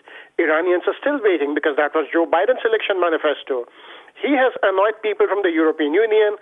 I don't know whether UK can trust him with the AUK-US agreement. I don't know. You're the best man. I'll rather ask you.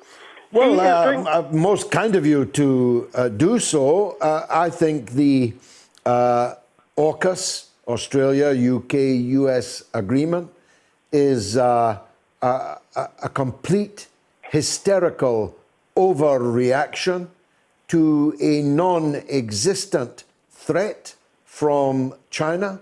I believe it is a grotesque waste of the Australian people's money.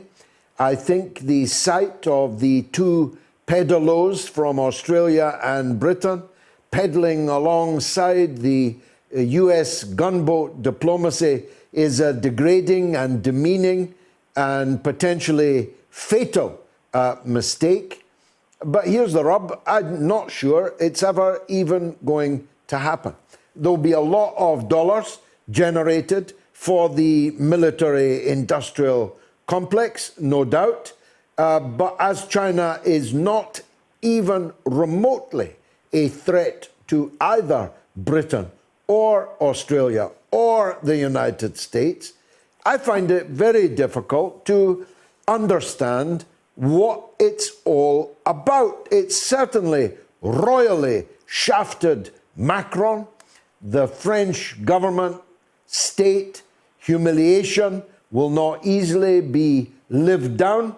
It has caused a tremendous rift within NATO, to which I sing hallelujah as a lifelong campaigner for the abolition of NATO, whose existence absolutely ceased to exist in 1990, more than 30 years ago. I think it is a complete policy mess. I think it's a geostrategic mess.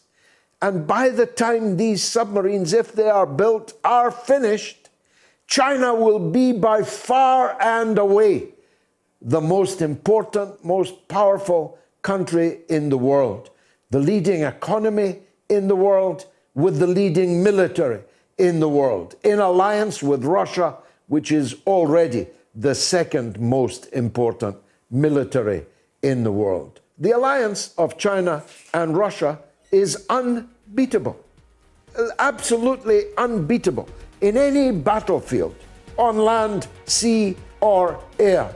It is a fool's errand that Biden has sent us out to do. I'll be back with the third hour after the news with Jamie Lowe.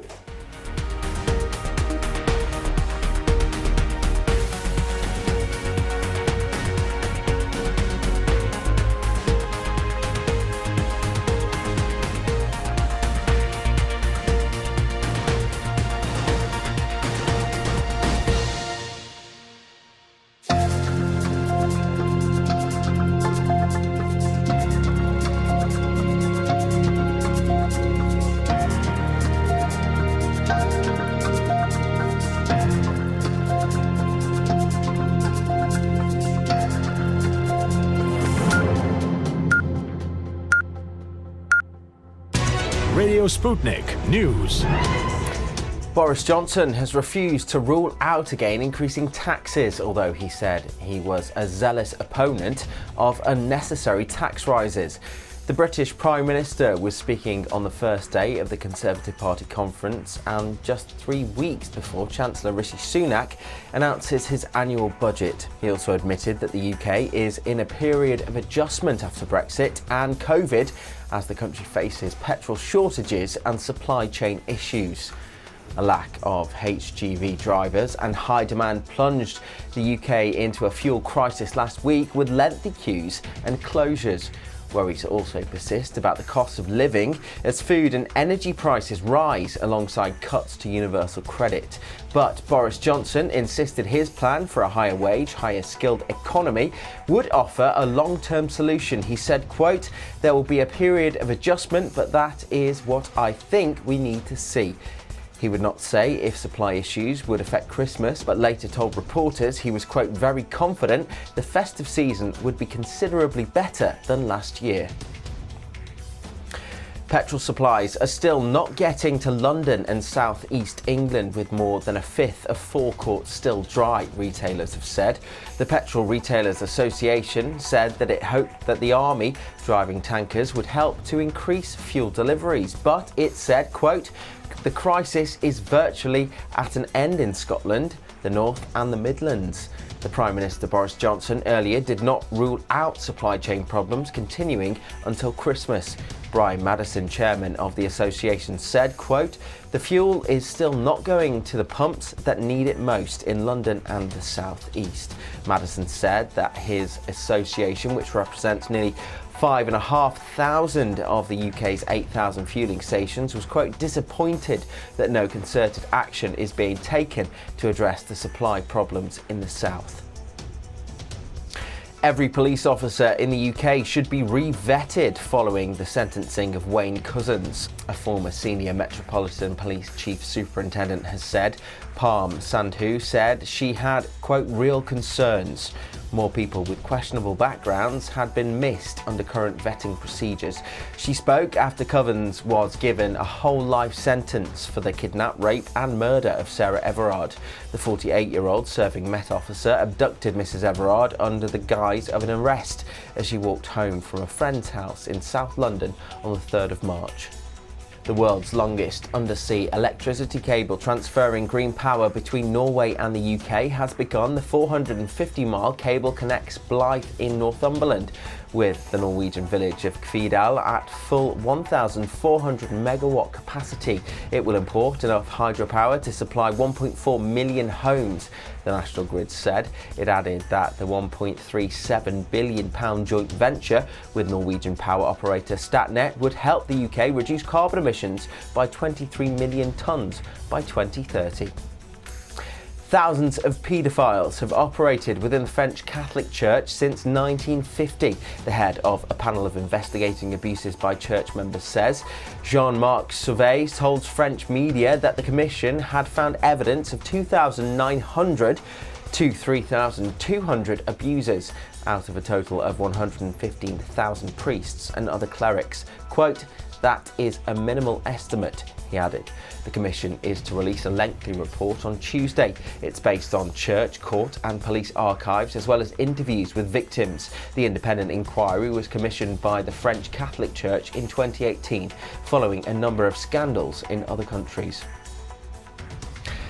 The flamboyant French business tycoon Bernard Tapie has died at the age of 78. Tapie, who had battled stomach cancer for the past 4 years, died peacefully, surrounded by his family, they said in a statement. At one time, he owned Adidas, Olympique Marseille, and was a minister under President François Mitterrand. He also had a string of legal problems and served time in jail. President Emmanuel Macron was among the many to pay tribute to him, saying he was, quote, "an ambition, energy and enthusiasm that were a source of inspiration for generations of French people."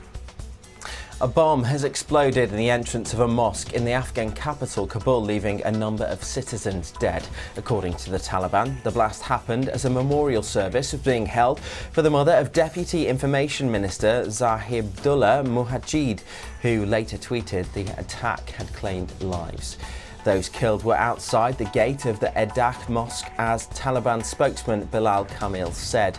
A Canadian citizen who allegedly narrated violent propaganda videos for the Islamic State group has been charged in the US. Saudi-born Mohammed Khalifa is accused of being the voice behind the violence by providing English narration on some 15 videos. Many of them encouraged supporters to join IS, while some showed the brutal execution of prisoners and hostages. If convicted, the 38-year-old could face life in prison. Khalifa will appear before a US court next week on charges of providing material support to a terrorist organisation, resulting in death. He denies all charges. And finally, a Turkish man who was reported missing unknowingly joined the search party looking for himself. Local media reported that Beyhan Mutulu, who lives in the Inegöl district of northwest Turkey's Bursa province, was believed to be missing on Tuesday. He had wandered away from his friends in a forest while drunk, according to the Daily Sabah website. His wife and friends reported him missing after they were unable to get in touch with him for several hours.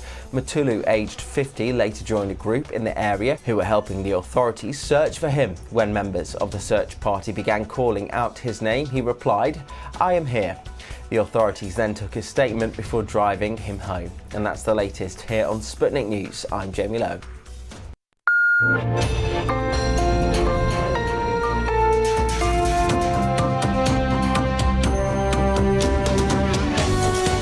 You're listening to Radio Sputnik. Telling the untold.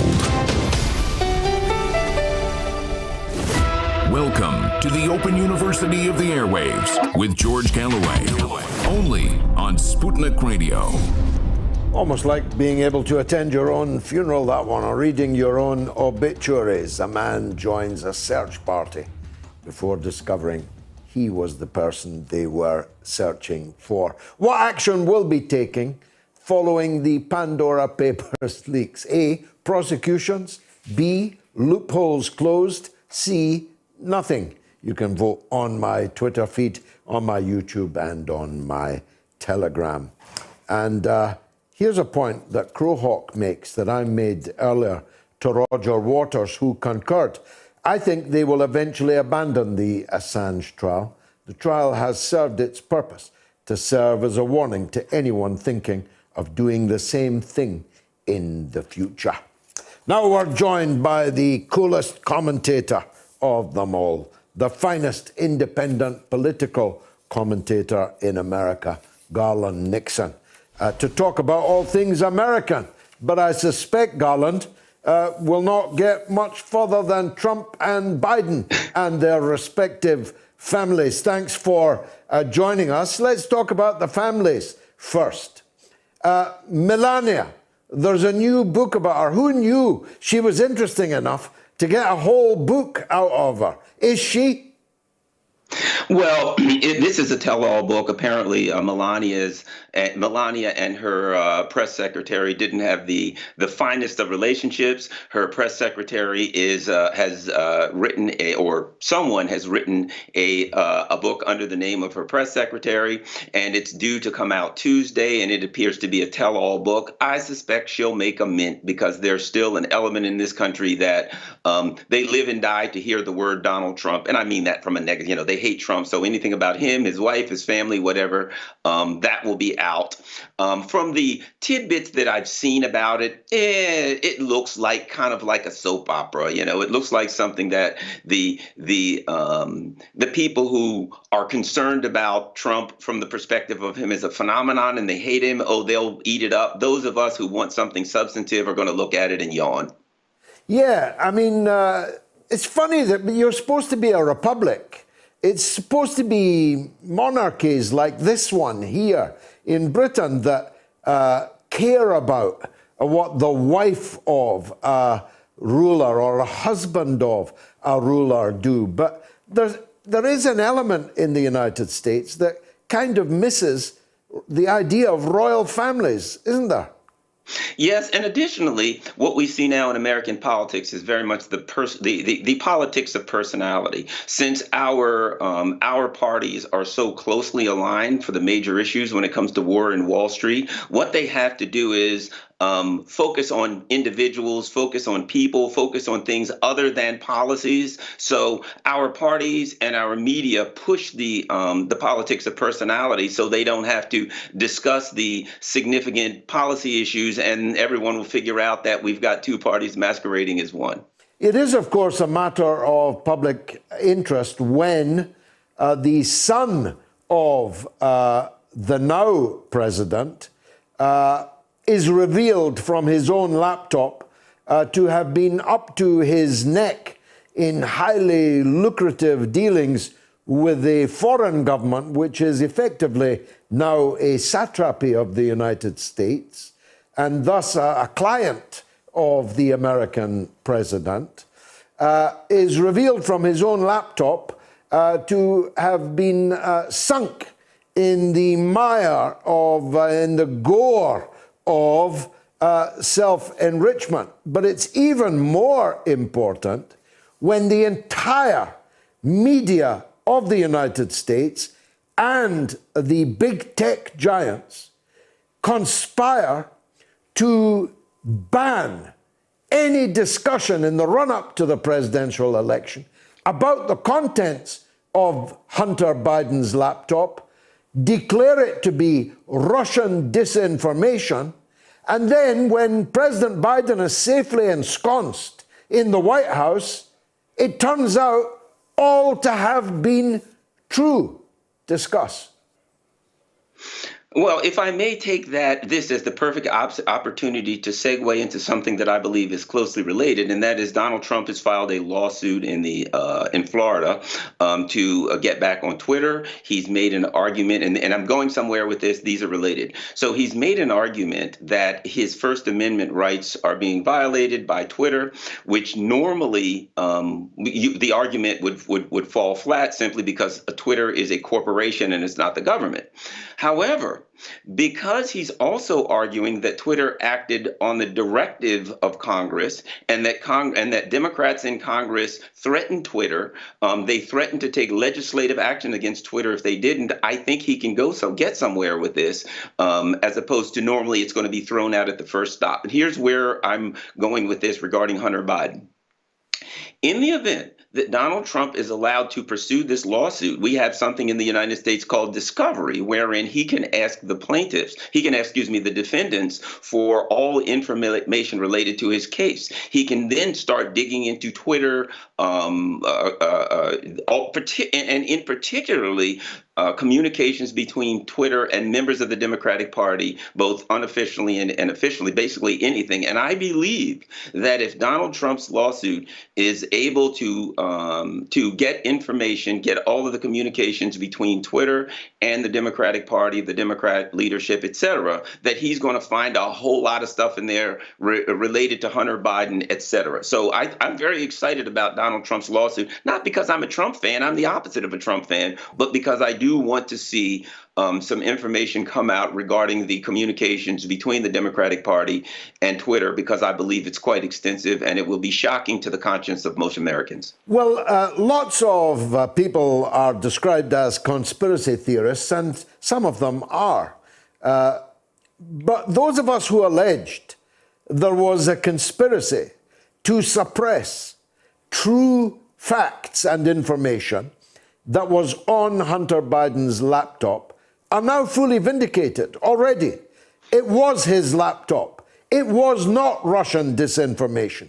It was true, and yet Facebook, Twitter, all the newspapers, virtually all the TV stations ruthlessly suppressed that which turned out to be true. How's that for a conspiracy? Well, and let me add more to the conspiracy, because those are the one that's part of this conspiracy that we can see up front.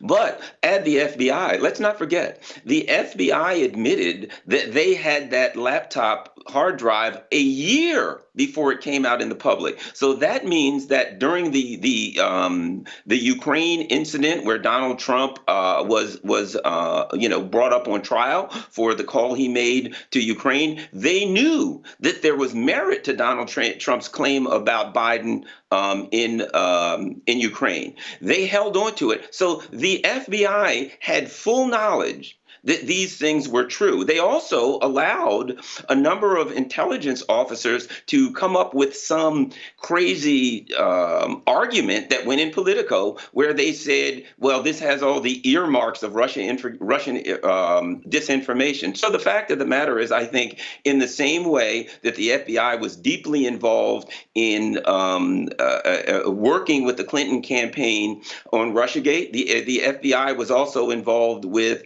Congress, with Twitter, etc. This is all, this is all part of what I would call a criminal enterprise, a criminal operation against Donald Trump, a guy who I have to keep saying, I'm not a Trump fan. I'm to the left of both parties, but there's some dramatic injustices that have happened here.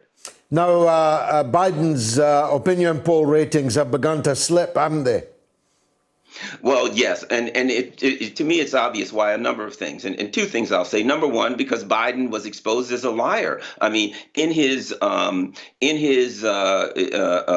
campaign, he promised that he would fix Obamacare by adding a public option. No dice. He just two things. He promised that he would address college tuition loans that a lot of students are suffering with. Not a penny for that. So he's exposed as a liar because he hasn't kept up to his campaign promises. The other thing I think is this. There are a lot of problems in America. There's a lot of economic stress on the working class, the working poor, and the poor here. Joe Biden only listens to the neocons. The people here don't care about China and Taiwan. They want to eat. They want a roof over their head. So Joe Biden, because he is in charge of an empire and not a nation, the empire doesn't care about the people. So he is focusing on the empire, and that benefits the oligarchs. So the actual voters, they're looking at their day-to-day life, and they realize that they're suffering, and Joe Biden doesn't care. He's concerned about Russia or China or Iran or something to keep the neocons and the major corporations happy. Yeah, I did ask the question on RT America this week. Do American mothers really want to sacrifice their sons for somewhere called the Paracel Islands? I very much doubt that. Most American families would rather the trillions that are being spent on war and weapons were spent on them and their life and their environment, wouldn't they? Yes, and unfortunately, that's not happening. However, a lot of Americans, I think, are waking up, because what we basically have in America is a couple of brainwashed cults where they're told who to like, who to dislike, who to root for, who to root against, like it's some kind of a soccer match, and they don't get they're not ever pushed in the direction of discussing policy. So we don't have policy discussions for the most part on our mainstream media. However, people are feeling it in their real lives. They can't buy a new car. A used car is very, very expensive. And of course, we're up against some kind of an economic cliff where the few things that the government had done to help people who are suffering from the pandemic economic downfall, pretty much all of that is gone. And the only thing we're going to get is an increase in Pentagon spending. And I think Americans realize that they're being left behind by this government. Is Trump going to run, Garland? Yes. Robert Kagan, the king of the neocons, wrote an interesting article in the Washington Post the other day where he called it a constitutional crisis that Donald Trump may run again. And the fact of the matter is, it's not a constitutional crisis because the Constitution allows him to run again. What Robert Kagan was really saying was, how are we going to stop him? And I'll say this move to somehow find an administrative way to stop Donald Trump from winning just shows that they're scared that they're going to lose to him again. And with good measure, they're scared because they are doing such an abysmal job. And it's going to continue to go downhill from the looks of things, that Donald Trump could very well run and could very well win. Oh, I hope he's got good security around him, because that all looks like a rather typical set of circumstances that could lead to an accident for Donald Trump. Garland Nixon, thank you very much indeed for joining us on the Mother of All Talk Shows. Now, What action will be taken following the Pandora Papers leaks? Prosecutions, 14%. Loopholes closed, 8%. Nothing, 78%. That is how low the public's opinion is about even the scandal that is the Pandora's box, and how low the public's opinion is about the powers that be's intentions to do anything about it. Let's go to Philadelphia. Who wouldn't? And talk with Rose. Go ahead, Rose. Good evening, Mr. Galloway. Such a pleasure to be back on again. Nice to hear your voice. Thank you. And I love the suit, by the way. Your tie is very lovely. Thank you so much. Thank you. Okay, so I would like to discuss, of course, my government, which I continue to be ashamed of even more than I was the last time I called you, if that's even possible, because I've just been watching the theatrics of the government trying to pass a spending bill to avert a shutdown and completely throw us into chaos and ruin. But they happened to pass it just a few hours before the deadline, Friday afternoon, just in time for them to go on their lovely, wherever it is they go on their holiday, on the weekend. To count their money, I guess, Rose. Absolutely, of course, because they only passed a temporary, one little bill to get them through to December. And then when we get to December, there'll be another show, and they haven't even addressed the debt ceiling. That comes in 2 weeks, on October 18th.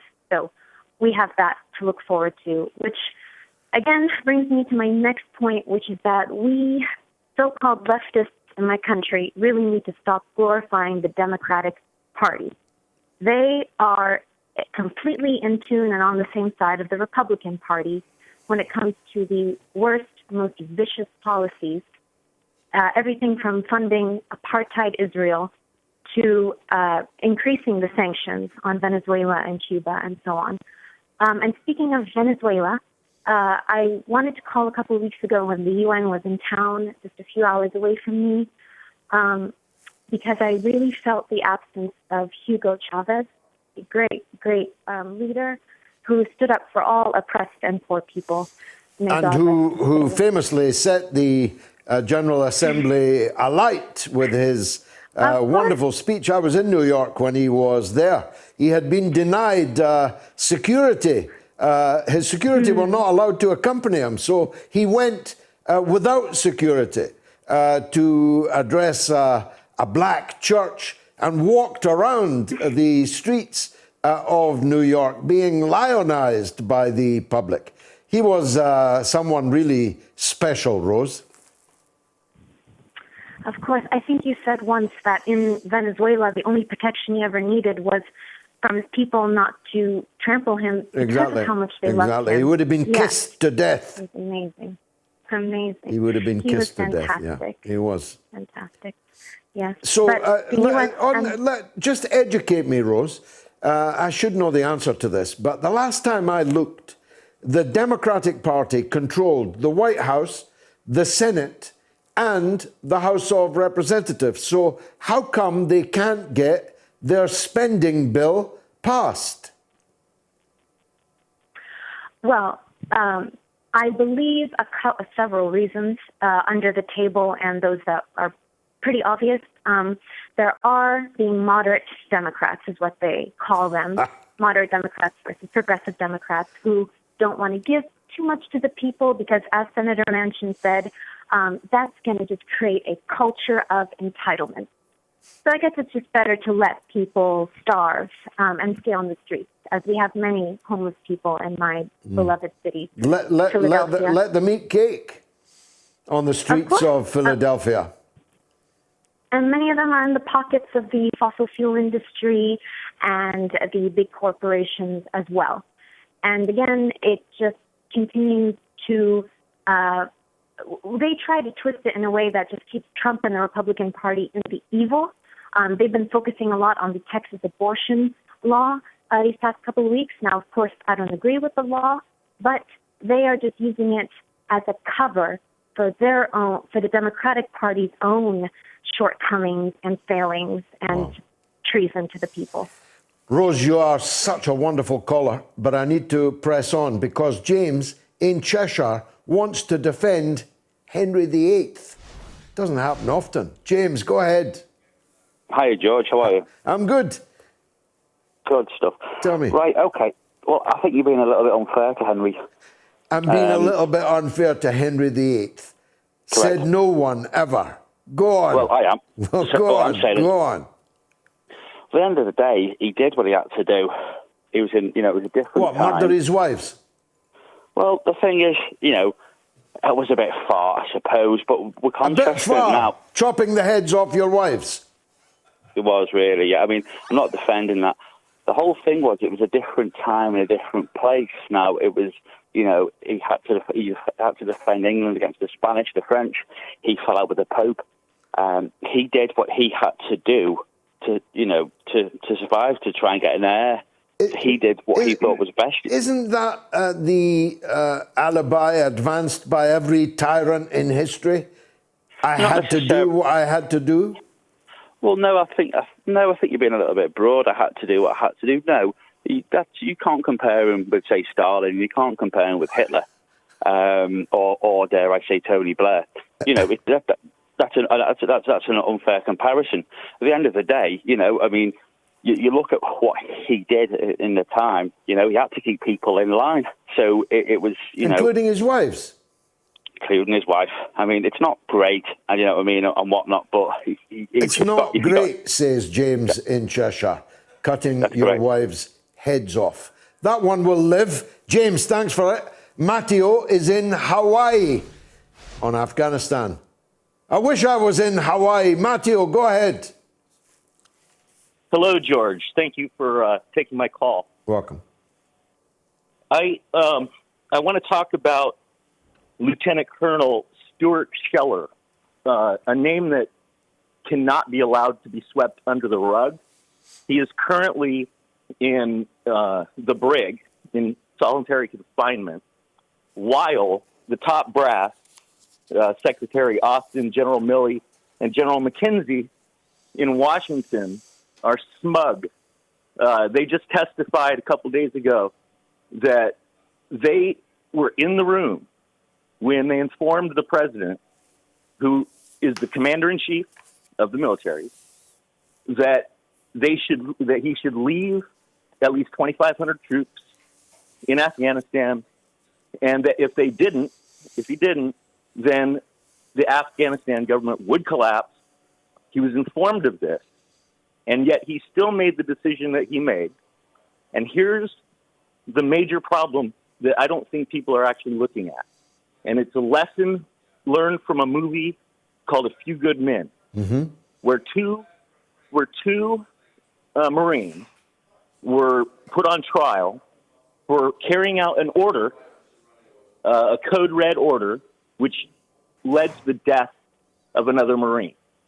And the lesson in that movie is that an order given, if resulting in not protecting those who cannot protect themselves, then that is a crime. And those two men in the movie were not found guilty of murder, but they were found guilty of unbecoming a Marine. And that is exactly what General Milley and General McKenzie have done. They have unbecome soldiers by following the order of the commander-in-chief, even though they knew this would happen. So it was a code red, in other words, and they can't handle the truth, as was said by Jack Nicholson in that awesome scene. So they've put him in jail. That's right. See, he called them out. But the thing is, he did it publicly. Lieutenant Colonel Scheller, he did it publicly. So they put a gag order on him. He tried to resign, but they didn't let him resign. So they put him in the brig because he defied the gag order. And all he was doing was bringing it to the public's attention of what happened and asking for those top brass people who are sitting smug while he's in the brig, asking for them to take responsibility. Great call, Matteo. Probably the call of the night. Thanks for making it. Last question of the night. This is the week in 1960 that the film Spartacus premiered, starring Kirk Douglas. Who was the director? A. John Huston, B. Stanley Kubrick, C. George Cukor. The answer is after the break. I am Spartacus. No, I am Radio Sputnik.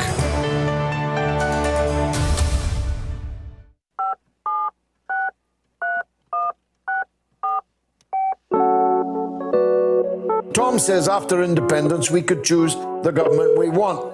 Tom, could you not have called me and argued that nonsense? Couldn't you? What's wrong with you, man? You've had the vaccine. Go ahead. When I came out, I went into a boxer's stance and started doing a jig. And an old fella said, "Hey, have you just had that vaccine?" I said, "Aye." And he said to his wife, "Come on, love, you better get me one of them." He said, "And make me dance." So you're full of life.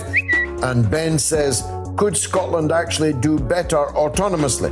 Like I want California to secede. But I think we'd thrive if not burdened by the rest of the US.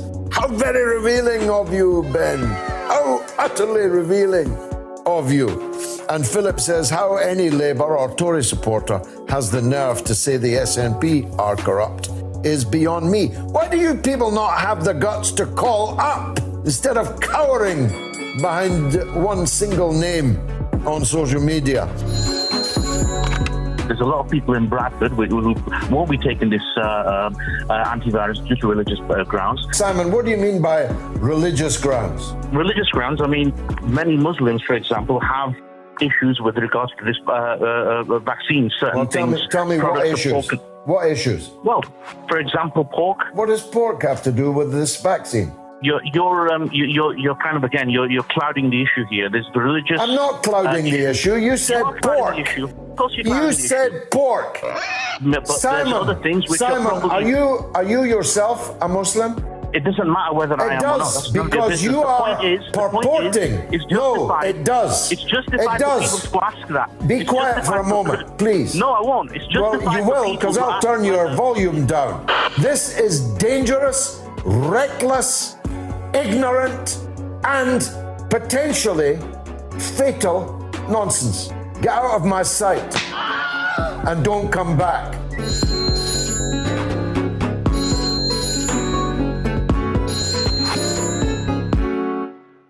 Tough questions are the most powerful weapon we have. As long as you have questions, we'll keep asking.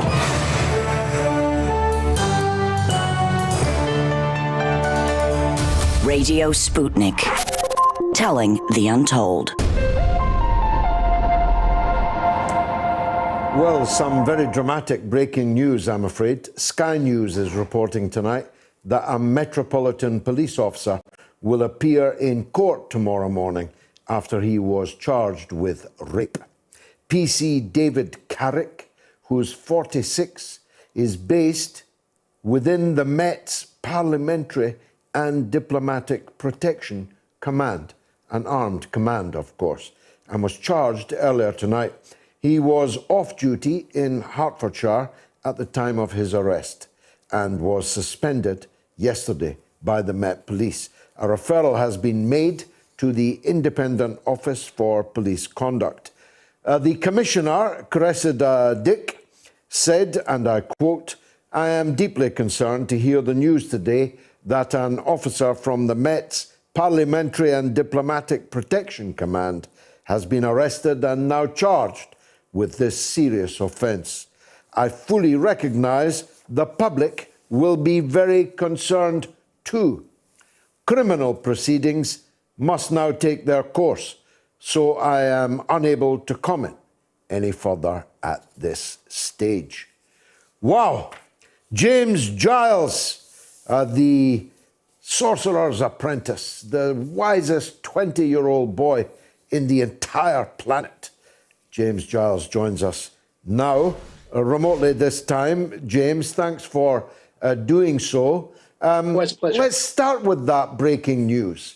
I mean, you almost find it difficult to credit. First of all, Wayne Couzens, an armed member of the Parliamentary and Diplomatic Protection Command, goes down for a whole life term for a brutal rape and murder. And now somebody else from the same command is charged with rape. How does Cressida Dick hang on to her job? Well, it's absolutely bonkers, isn't it, that Cressida Dick is still in office. If it were anyone else, the buck stops with the chief and the head would have rolled.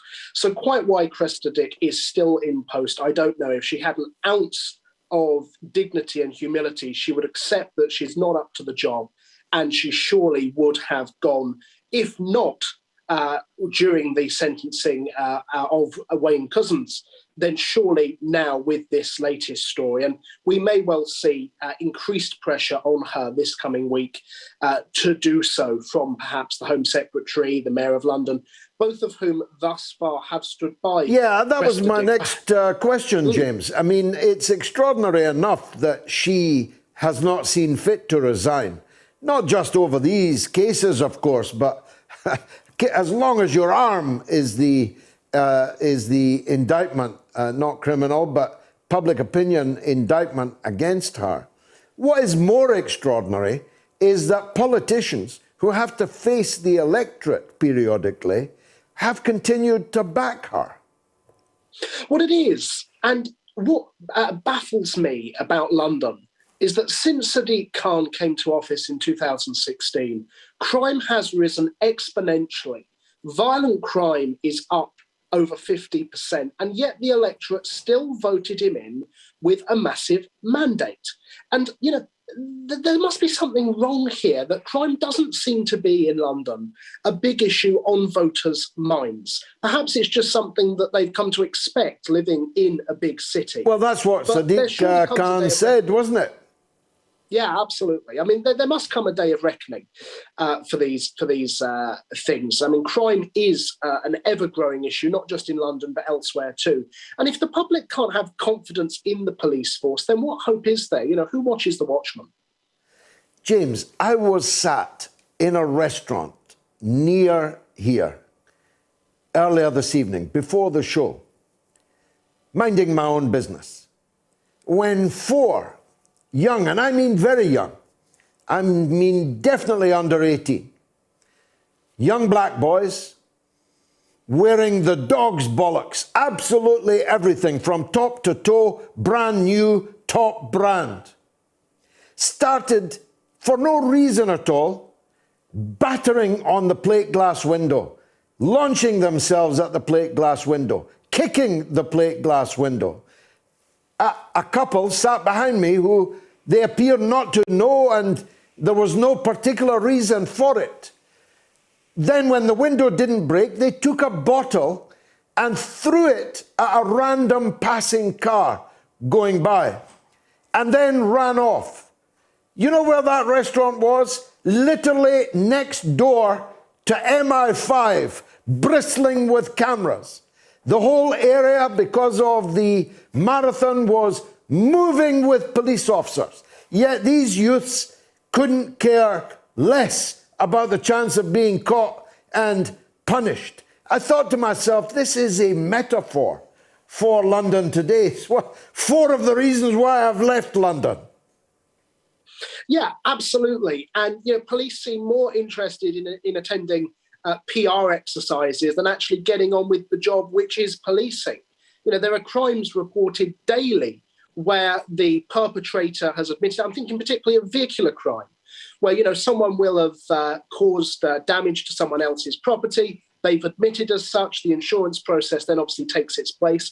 But the police do nothing about it. They close the case and cite lack of resource. You know, let's not forget, Sadiq Khan has closed half of London's police stations, all the police counters. Now there's one per borough, with the exception of Merton, who launched a judicial review to keep two in Merton. But one per borough, all of the others have gone. Police officers now work in clusters, so there's no longer a police force for each London borough. They're usually combined between 3 or 4 London boroughs. And what that means is the police get diverted to problem areas and areas where there's still crime, but perhaps just not on as great a scale, don't get the attention that they deserve. But that particular case you described today just seems unfathomable. The police officers surround the broad daylight, by the way, to get away with nonsense. In broad daylight, it was completely unfathomable to me. Now, James, Boris Johnson is in Manchester, although he went to the wrong railway station and tried to board the wrong train, going to an entirely different part of the country. Is that a metaphor for where his premiership is going? Well, I think it is. There's sort of a battle raging at the moment, I think, amongst the Tory grassroots for the heart and soul of the party. Obviously, Boris Johnson, with Rishi Sunak, let us not forget, has embarked upon a tax-raising regime. And, that's understandable to some extent in light of the pandemic. But, to embark on a national insurance hike, a corporation tax hike, which, let us not forget, only a few years ago, Tory ministers were arguing against when Labour were proposing it. The Tories need to decide, do they still believe in low taxes and free markets? Or, are they shifting to the left and are they becoming what Tony Blair and New Labour were? And right now that isn't clear. So it's a party very much divided, currently going off on a track that they've never before been down, much like Boris Johnson headed to Leeds on LNER today instead of to Manchester on the West Coast. And they really need to decide. And the grassroots are getting, I think, ever more uneasy with Boris Johnson, who, isn't ideologically pursuing what one would expect the Tories to pursue. Sure. Now, I address this to you as the best 20-year-old orator since I was 20. Is the art of platform oratory dead? I ask because many people may have died during the 90 minutes that Keir Starmer addressed the Labour Party conference in, and if they did pass away, it may have been from boredom. Well, quite. I think platform oratory is dead, and I think you can actually see that in action at the Conservative conference. So I don't know if you've been watching the first day's proceedings, but the conference hall, if you can even call it that, looks far more like a fringe event than any conference hall I've ever seen before. It seats no more than 200 people.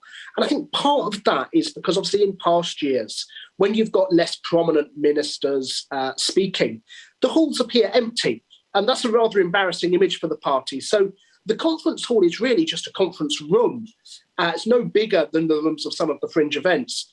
And so you've got ministers speaking, a packed room. But that shows us that the days of oratory performances really are past us. And I think part of the reason for that is, we've got on both sides, Labour and the Conservatives, very few people who can confidently speak persuasively to the general public.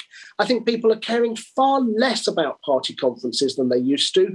Keir Starmer's 90-minute speech, I think, demonstrates that perfectly. Who in their right mind would give 30 minutes, yet alone 90 minutes, to hear that man speak? And so, in reality, the only people that are actually paying attention to these speeches are the already converted party faithful and the hats which will take a 30-second snippet for social media. What else is going down in the media this week?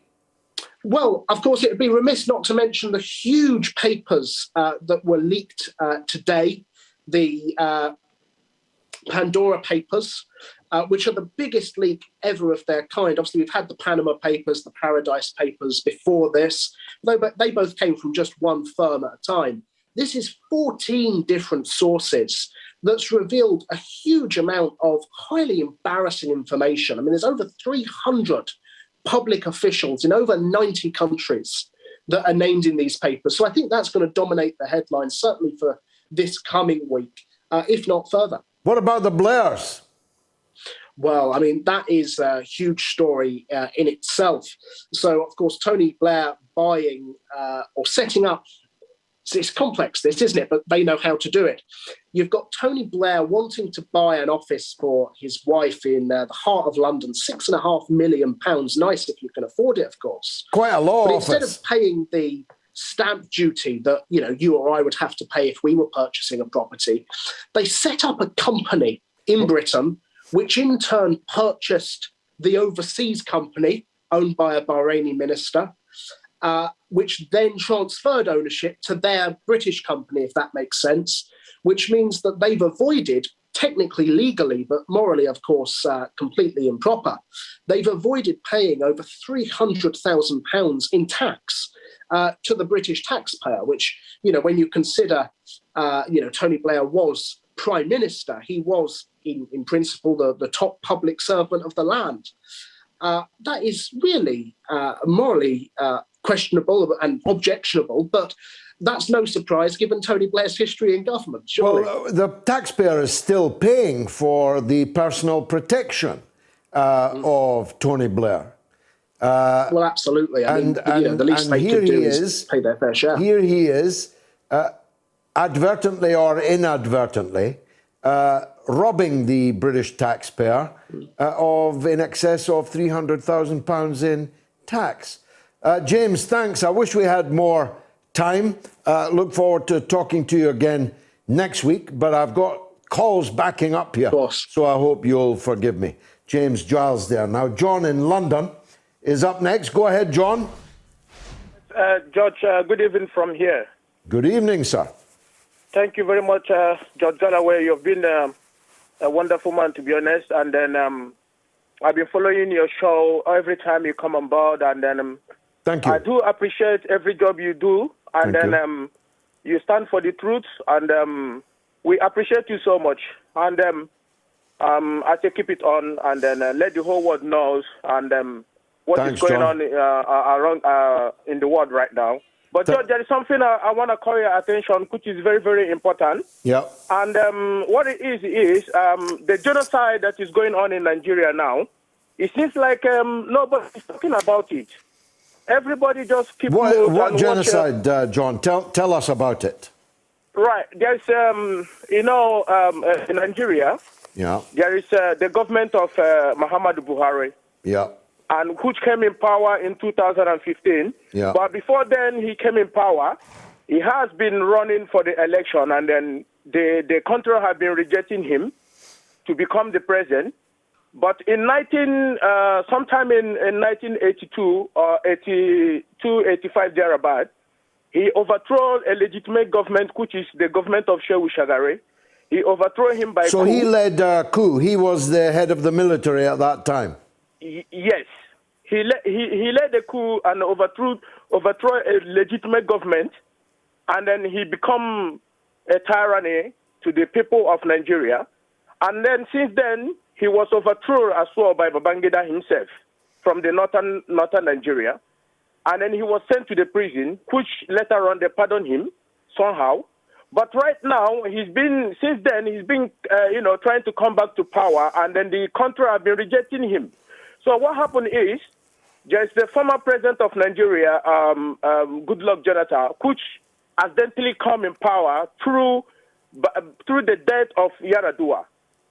And then when Yar'Adua died, then Goodluck, the vice, have to take the leadership, which they were, turning him upside down, destroying his government. And the Buhari himself was the man that says that he's going to make the government of Jonathan, he's going to make it ungovernable, and which he did, and that led for the death of the youth service in the northern state, which when the result came, when he failed the first time, he went and introduced some of his boys there, and they killed a lot of people, the youth corps who were there, conducting the election, because he didn't win then, and in 2015, when he came, he tried to contest again. He says, if what happened in 2011 happened again, the baboons and monkey blood will flow. And the whole world watch this man says all these things in the camera, in the video. It's on the video. It's been documented. But he came in power by, saying he's going to make the government of Jonathan ungovernable, which he did. And he came in power. Okay, look, John, it's a long and complicated story. We will need to return to it because of the hour. will all have reflected on what you said. Obviously, there's another side to that story. We'll try and set up a proper discussion with a guest on Nigeria over the next few weeks. How's that?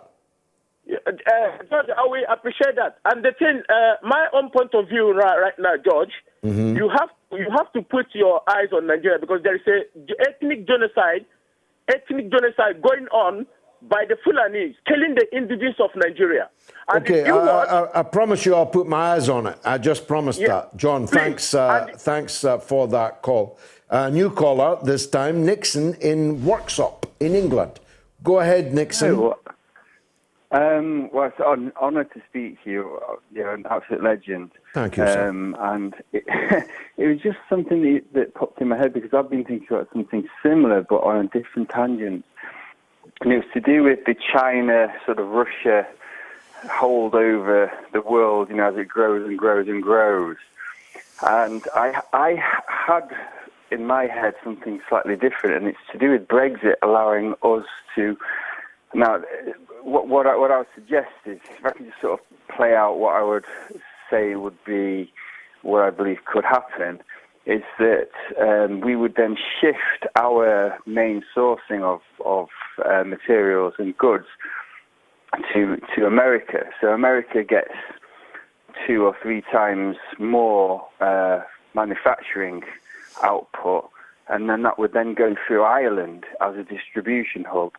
And the key thing there is also that India comes into play as the sort of balancing act between China, because India could certainly hold its weight and provide a lot of the stuff that China can do, but perhaps in a way which is more along the lines of what our sort of common law and legal framework would match with as well.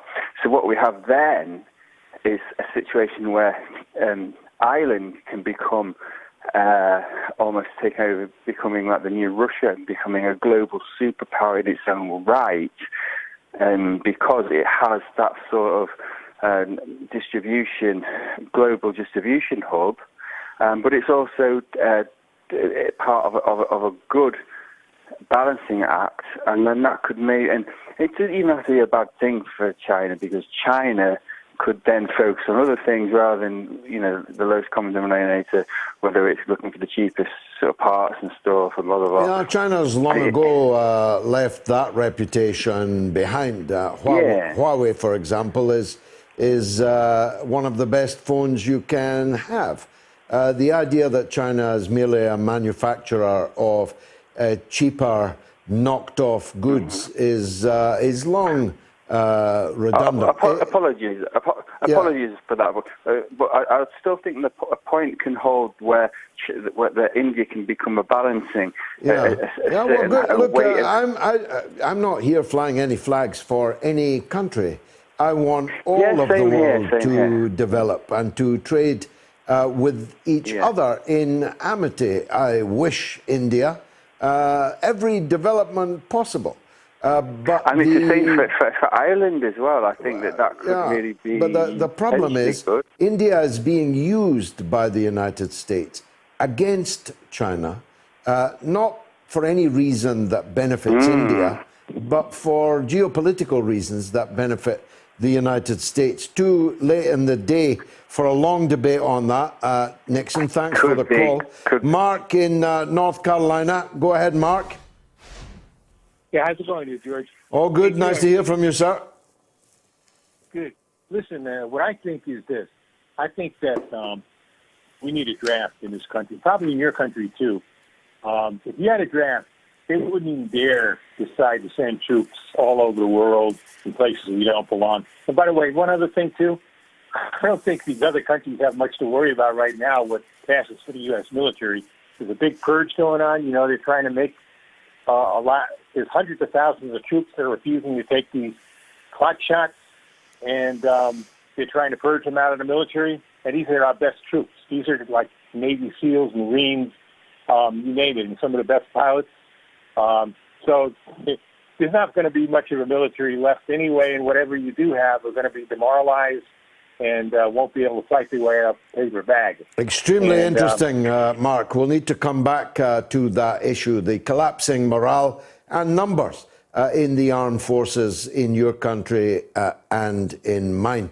Now, I'm speaking in South London towards the end of this month, in Kingston, in the Shah Mirza Hall. You can get the details from my social media if we don't have them here on the screen. And then the following month in November, I'm speaking in Manchester. Now, there's limited availability for these tickets, so I really do urge you to snap them up quickly, because if not, you may be disappointed. There you go.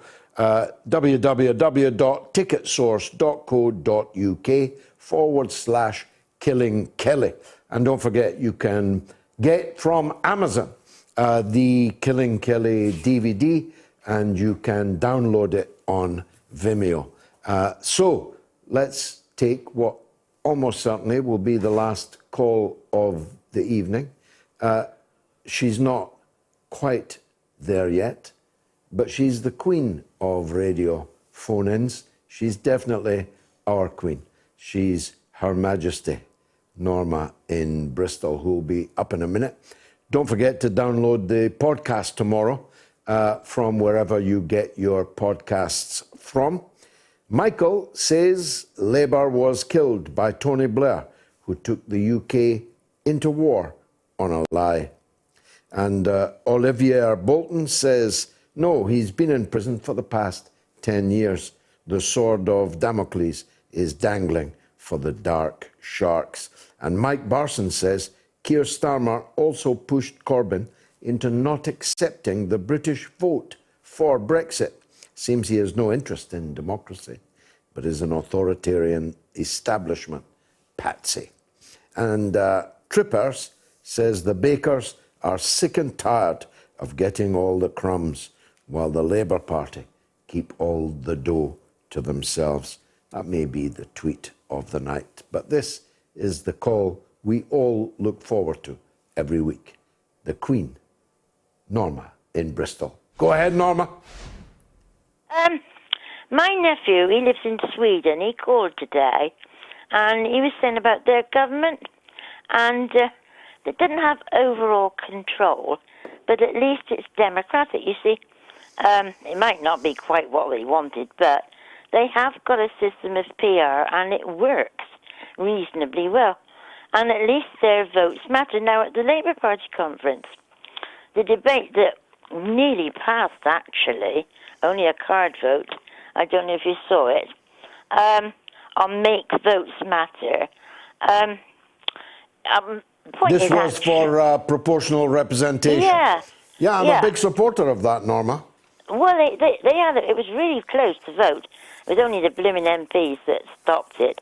And, you know, there's no democracy, you see, in our country, as you well know. Most constituencies, the vote is almost useless because they are gerrymandered in such a way as to be not particularly competitive. Sometimes, a big vote can be overturned in an electoral shock, but mostly there are red constituencies and blue constituencies. Yeah, and you see, I mean, while the Tories have got 80 MPs majority, no amount of opposition or debates is going to change anything. No. Is it really? No, it changes the atmosphere, and the atmosphere can sometimes alter the course of events. But you're right. Yeah. There's the tyranny of a landslide parliamentary majority gained on a minority of the vote. Exactly, no. And just quickly, you know there was this heckler on the Keir Starmer's speech on the health. They've probably been expelled by now. I thought they might have taken them out and shot them. Yeah, but there's one lady I recognised, and do you know who it was? It was a lady called Carol Vincent. Don't I know it? Don't I remember? Big Brother. She was on Big Brother. She was, and she was once upon a time a member of the same political party as me. It's been marvellous. See you next week, God willing.